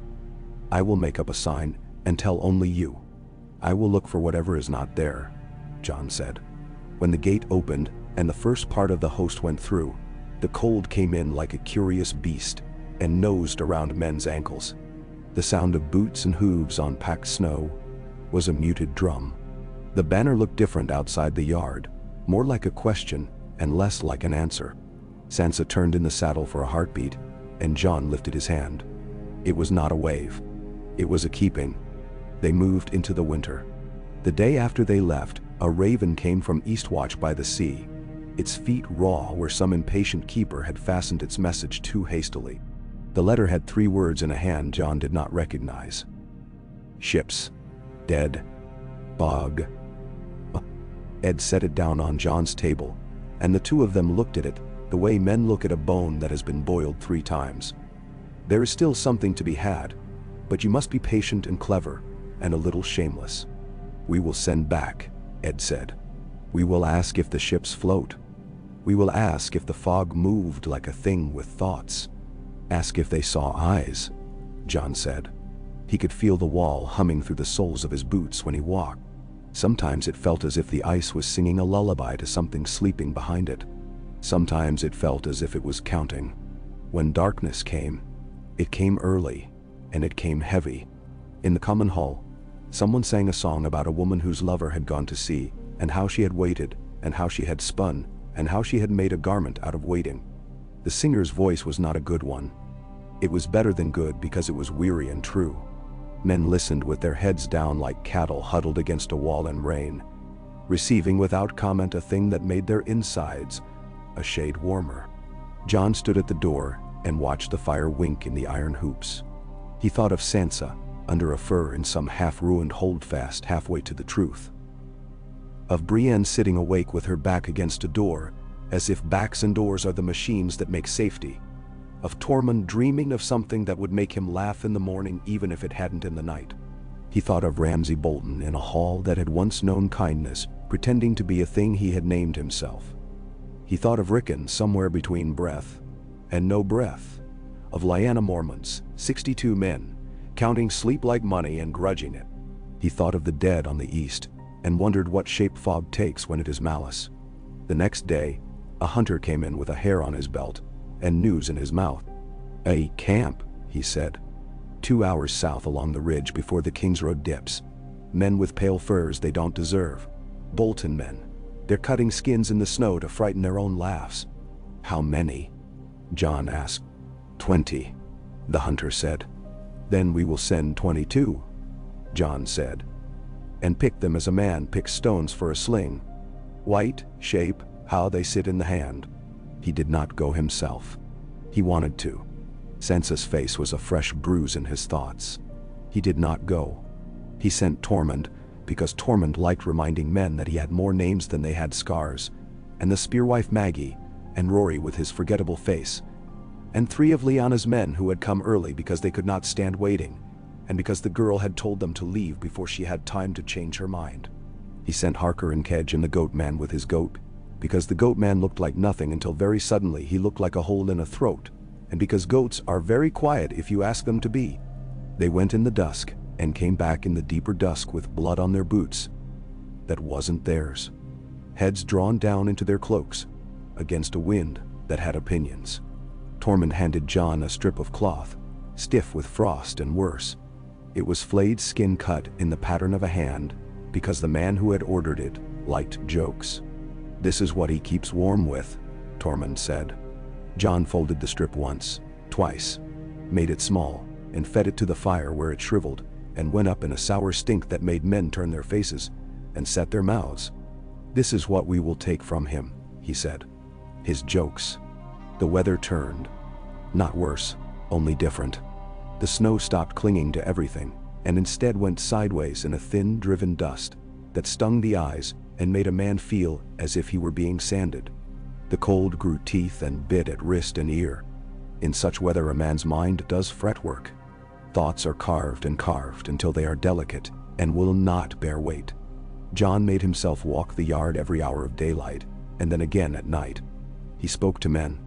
He stood at the small shutter where a boy doled out stew with the strictness of a Puritan priest, because a stew line is a kingdom and must be run like one. He checked the dragon glass stocks, the flints, the pitch, the rope. He let Ghost lead him on 3 circuits of the outer wall, and saw nothing that was something and one thing that was nothing too intently to be trusted. He dreamed of a room in Winterfell with a window seat, where the snow fell like feathers on a shield, and a girl sulked because her stitches were not neat as she wished, though they were neater than any woman's in the keep. He woke with his hand open, fingers curved as if holding thread and needle. He lay in the gray light and listened to men breathing around him, and the wind doing its long work on the ice, and he thought, "I will go. I will leave enough of me here to keep this place upright, and I will go, and I will take the banner out into the teeth, and I will hold it up, and I will try to call men to it, and if they do not come, I will hold it longer." When he said as much to Eded, the man looked at him for a long moment, as if measuring him against the wall behind, and then said, "It's about time." "I have been trying not to be myself," John said. "It never works," Ed said. "I have tried being cheerful. I spent an afternoon in a chair thinking of nice things to say to men when they've fallen in the latrine.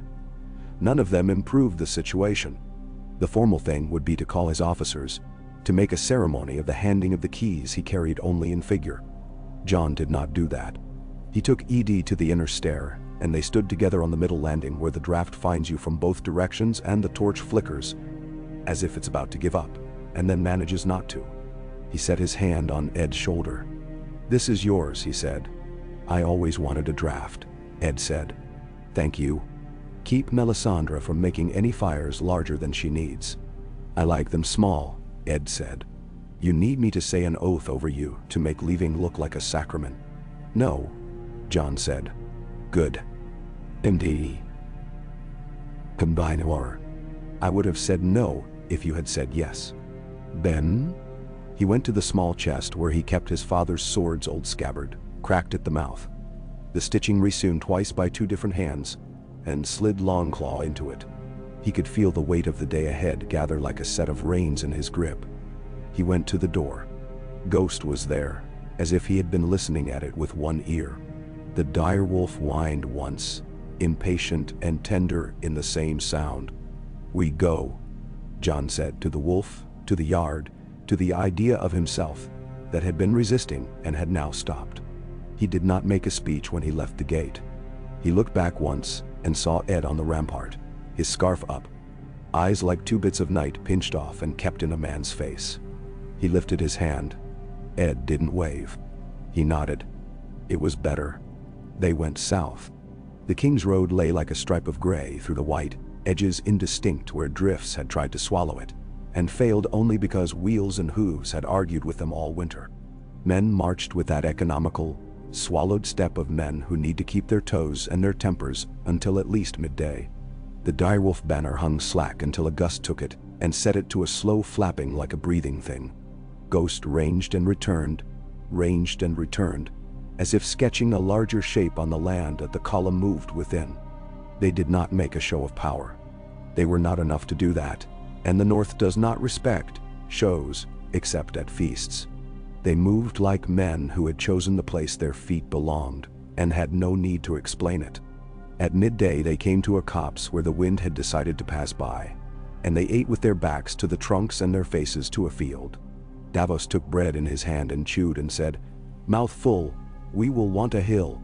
"We will want Winterfell," Jon said. "Aye," Davos said. "But a hill first, because if we stop on a flat, the Boltons will come with their slow cruelty, and we will feel very stupid while we die." They found a hill by not finding one, and then seeing that the absence was itself a presence. The road dipped and rose, and the ground cracked and heaved where frost had gone in and done its carpentering. They made a camp where the hawthorns stood like grumpy little men with their hands on their hips. They kept the fires low, and placed them where the wind would carry the smoke into a fold of earth, rather than across the road as a road sign. At dusk, Brienne returned from a ride with Sansa, both faces bitten red by cold and pride. "Serwyn sent 25? Brienne reported. "The Hornwoods will meet us at a shepherd's knoll they insist is famous for something I couldn't hear because of the wind. The Mormonts march as if their mothers are watching. They glare at me. I approve." Her eyes, which could be so stern they made men apologize for their father's sins, softened when she looked at Sansa. "My lady has made a friend of a child whose name no one knows. And this child has taught her the good paths that keep the snow out of your boots. I would prefer her boots to be ruined. But we take the paths we are given." Sansa unpinned her cloak and put it close to the small fire as if daring it to do its work. When it steamed, she held her hands over it and stood very still, letting heat and stillness speak to one another. Her eyes sought Jon's. He saw new lines there, some chalked in by laughter she had squeezed out of reluctant days with Brienne and Pod, and a hardy young Mormont, who swore more inventively than Tormund, and had impressed even Tormund with his variety. Some cut in by old pain that was not done cutting. He nodded. She nodded back. The conversation was as long as they could afford. At full dark, a scout came in quiet, as a pity with news folded small. A Bolton party 5 miles down the road with a kennel. The smell of blood, a flag too white, a laugh too loud. "They're looking for something to love that screams," the scout said in the flat tone of men who have taught themselves to keep anger in their heels so it does not stumble their mouths. "We will not go to them," Jon said. "We will let them come. We will not let them bring dogs to us in the night. Put thorns where they think there is snow. Put men where they think there are thorns."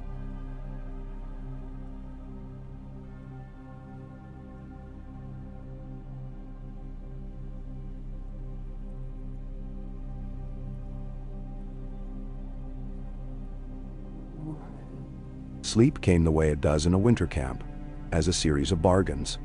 Jon took the middle watch because it hurts worst, and a commander ought to hurt worst when he can. He walked the line of men curled like commas, and then straightened his shoulders against the cold that always steps closer when others are lying down. He went to where Ghost had made himself a hollow in the drift, and crouched to scratch behind the wolf's ear. The fur was cold on top, and heat underneath as reliable and shocking as loyalty. He looked out over the plain that was no longer a plain, merely a set of white ideas.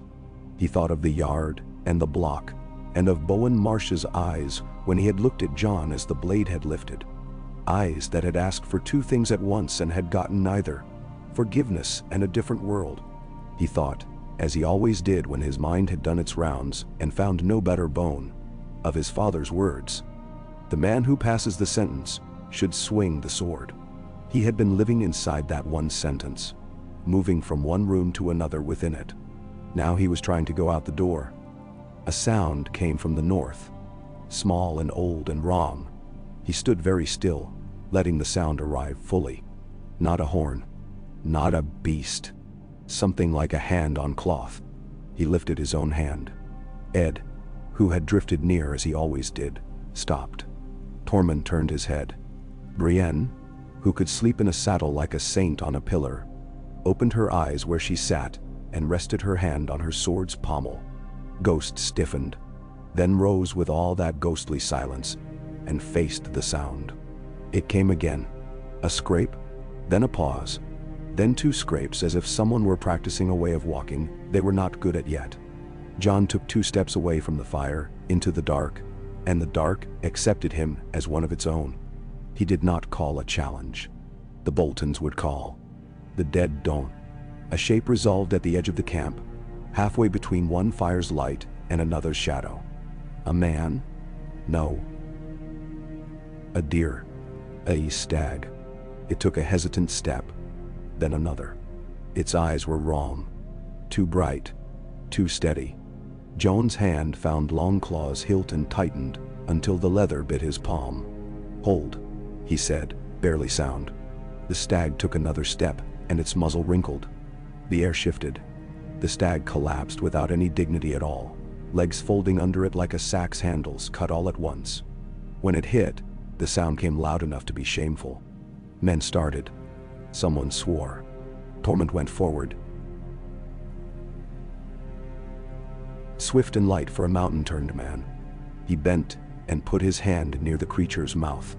He made a noise that was not any language John had learned. "Poison," he said. "Sweet. Too sweet. The Bolton dogs are not clever, but they understand sweets." "You think they baited the plane?" ADT said. "They baited the idea of it," Tormund said. "We will bury the meat. It will go into the snow and become a story we tell men when they're being greedy." In the morning, they moved again in a world made fractionally safer by the fact that someone had failed to kill them in one way and would try a different way next time. News came like birds. A clutch of hornwoods at the knoll, as promised. Their antler badge hacked into winter-hard earth where men could put their feet on it before they stood in Jones Row. A Serwyn banner where there had been smoke and sorrow now set behind a low wall. A frozen peat, an umber hunter's mark on a pine, near an abandoned shepherd's hut that made Davos grunt, as if he'd bitten into a stone had half expected to be there. "He's alive," Davos said, and did not need to say who. They crossed a stream on a fallen tree and went single file by necessity, even the giant setting one foot, then the other, with painful care. The ice moaned. Men cursed. The banner snagged and was freed without tearing, and everyone breathed as if they'd been holding it for 5 years. The sky went that sharp, paper-thin blue it sometimes finds when the cold has scrubbed it too clean for clouds to cling. In an old tower's stump, John found a nest of chalk. He took a piece the size of his thumb and broke it in half. He kept one half, gave the other to Sansa. "Write your sign if you need to," he said. "I will look for white. That is a different white." She nodded. She kept the chalk in the pocket near her heart. That afternoon, word came of a boy, small and wild, seen to the east with a woman whose hair had gone gray in streaks overnight, and a direwolf not much less mad than the boy. "Ghost of a wolf," the man said, gesturing to show its size and almost dropping his cap in his excitement. "Wiry, black. Didn't look friendly." "Osha," Sansa said, and she said the name with hope and fear fighting in it like dogs in a sack. "They were heading toward Last Hearth," the man added. "But the way the snow was set, they might have been turned." John kept his voice steady. "We will not chase ghosts," he said. "We will go to a hill we can hold." But he felt his heart pull toward the east like a tied stubborn finger. That night he wrote 2 sentences on a scrap of leather and sent it with a man who could make a day's march look like an hour's walk. "If you are Osha and you have the boy, come to us and do not go to the Umbers. Bring your wolf. If you are not Osha, show this to someone who is not an idiot." In the camp, as the stew thickened and laughter went thin and sated, as men examined their feet with the seriousness that kept them from losing them, as Brienne passed a cup of something that could not decide if it was wine or a mercy, as Tormund told a too loud story about a small bear and a large apple, and one laughed so hard the snow fell hard, and a large apple, and one laughed so hard. They looked toward nothing together, because looking in one direction gives the other directions too much to do. "I still see the rooms," she said, not softly, not loudly. "I see the yard," he said. "Do you see Father?" she asked. "Sometimes," he said. "Sometimes I see you as a girl, and I want to tell you to run less, and to run more, and I can't decide which." She huffed a breath that was almost a laugh and not. Arya would have had a better answer. "She usually does," Jon said. "Her answer is usually a knife." "I will settle for thread," Sansa said, and held up her hands to warm them better. When sleep finally took the camp like a compromise, the snow stopped for an hour, as if the sky had forgotten what it had been doing. The stars came out hard as nails. Somewhere, a fox barked. Somewhere, something else answered in a voice that did not belong to any world Jon wanted for his sister or himself. He lay there and thought of the dead out east, watching through a fog that remembered their faces for them. He thought of Ramsay Bolton, in a hall he had hollowed out to put his cruelty in, and how empty that hall would be if a banner took it back. He thought of Rickon and a direwolf called Shaggy Dog. Absurd name, splendid beast, and a woman whose hands had been kind when he had barely known to be grateful. He slept and woke and slept and woke. He was cold and he was alive, which were the two conditions a man can build any plan on, if he's stubborn enough. At dawn, they saw Winterfell's smoke. It was only a stain in the air, faint and steady, as if the sky were embarrassed to point. Men turned their faces toward it without meaning to, like flowers that can't help themselves. "We'll make a hill," Davos said. "We'll make it here." He pointed to a rise that had been a shepherd's joke and then a soldier's sorrow in a different season. There was a clump of stones on top that had once been a cairn. "We'll set a line there and make a ladder out of the ground. If he comes before we have found all the men who owe your name, we will make him come uphill. Never let a man who laughs at pain have the easier climb." Jon nodded. He felt the old calm come into his hands. It did not make the world kind. It made it articulate. He sent men to cut brush and lay it in a tangle that would trip a horse, to sink sharpened stakes a foot off the ground in staggered rows, to creep to the edges of the copse and listen to the wind that comes off a hall when a sadist lives there. He sent ravens not for help but for record, because there is a kind of honesty that is owed to the future. Here we stood. Here is where we meant to die if dying was the cost of keeping children asleep. He unwrapped the direwolf banner. The wind took it with more confidence than before, and shook it as a dog shakes a rabbit. Men looked at it and knew something, that they had put themselves in front of a thing that needed them, and that no one would forgive them for failing least of all themselves, and that this was good, and that it would not be over soon. Jon stood beneath it, the stitches Sansa had put into the cloth rough under his palm. He could feel where she had drawn the curve of the ear, a hair sharper than the truth, because she liked wolves fierce and clever, rather than merely fierce. A boy from the mountain men came trotting up, hair stiff with frost, cheeks cracked and gleaming with lard. "Traitors," he said, panting. "Coming from the east. Not Bolton." He squinted as if he could make out their names by customer alone. "Not no one. There'll be someone's," Davos said. "Get your breath and then use it to tell me if they have a banner with too many mermaids." The boy grinned, made a noise that might have been a giggle if he had been 10 years younger, and ran off. Jon set his feet. That old comfort. The wind smelled like iron. The day held itself back as if embarrassed to be seen. He could feel Ghost's breath near his hand. It was warm. He thought of his father one more time, and then put the thought away with a care that felt like prayer. He would make this hill into a sentence a man could live inside. He would keep that sentence for as long as men needed to breathe within it. Far off, horses crested a rise, and for a moment the world narrowed to a banner rising and falling, and the question it asked. Then the cloth took the light and threw it back, and Jon saw what came.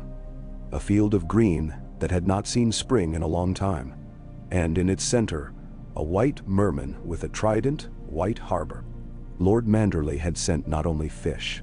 Davos let his breath out in an old sailor's laugh. "There's a man who knows how to be fat and brave at once," he said.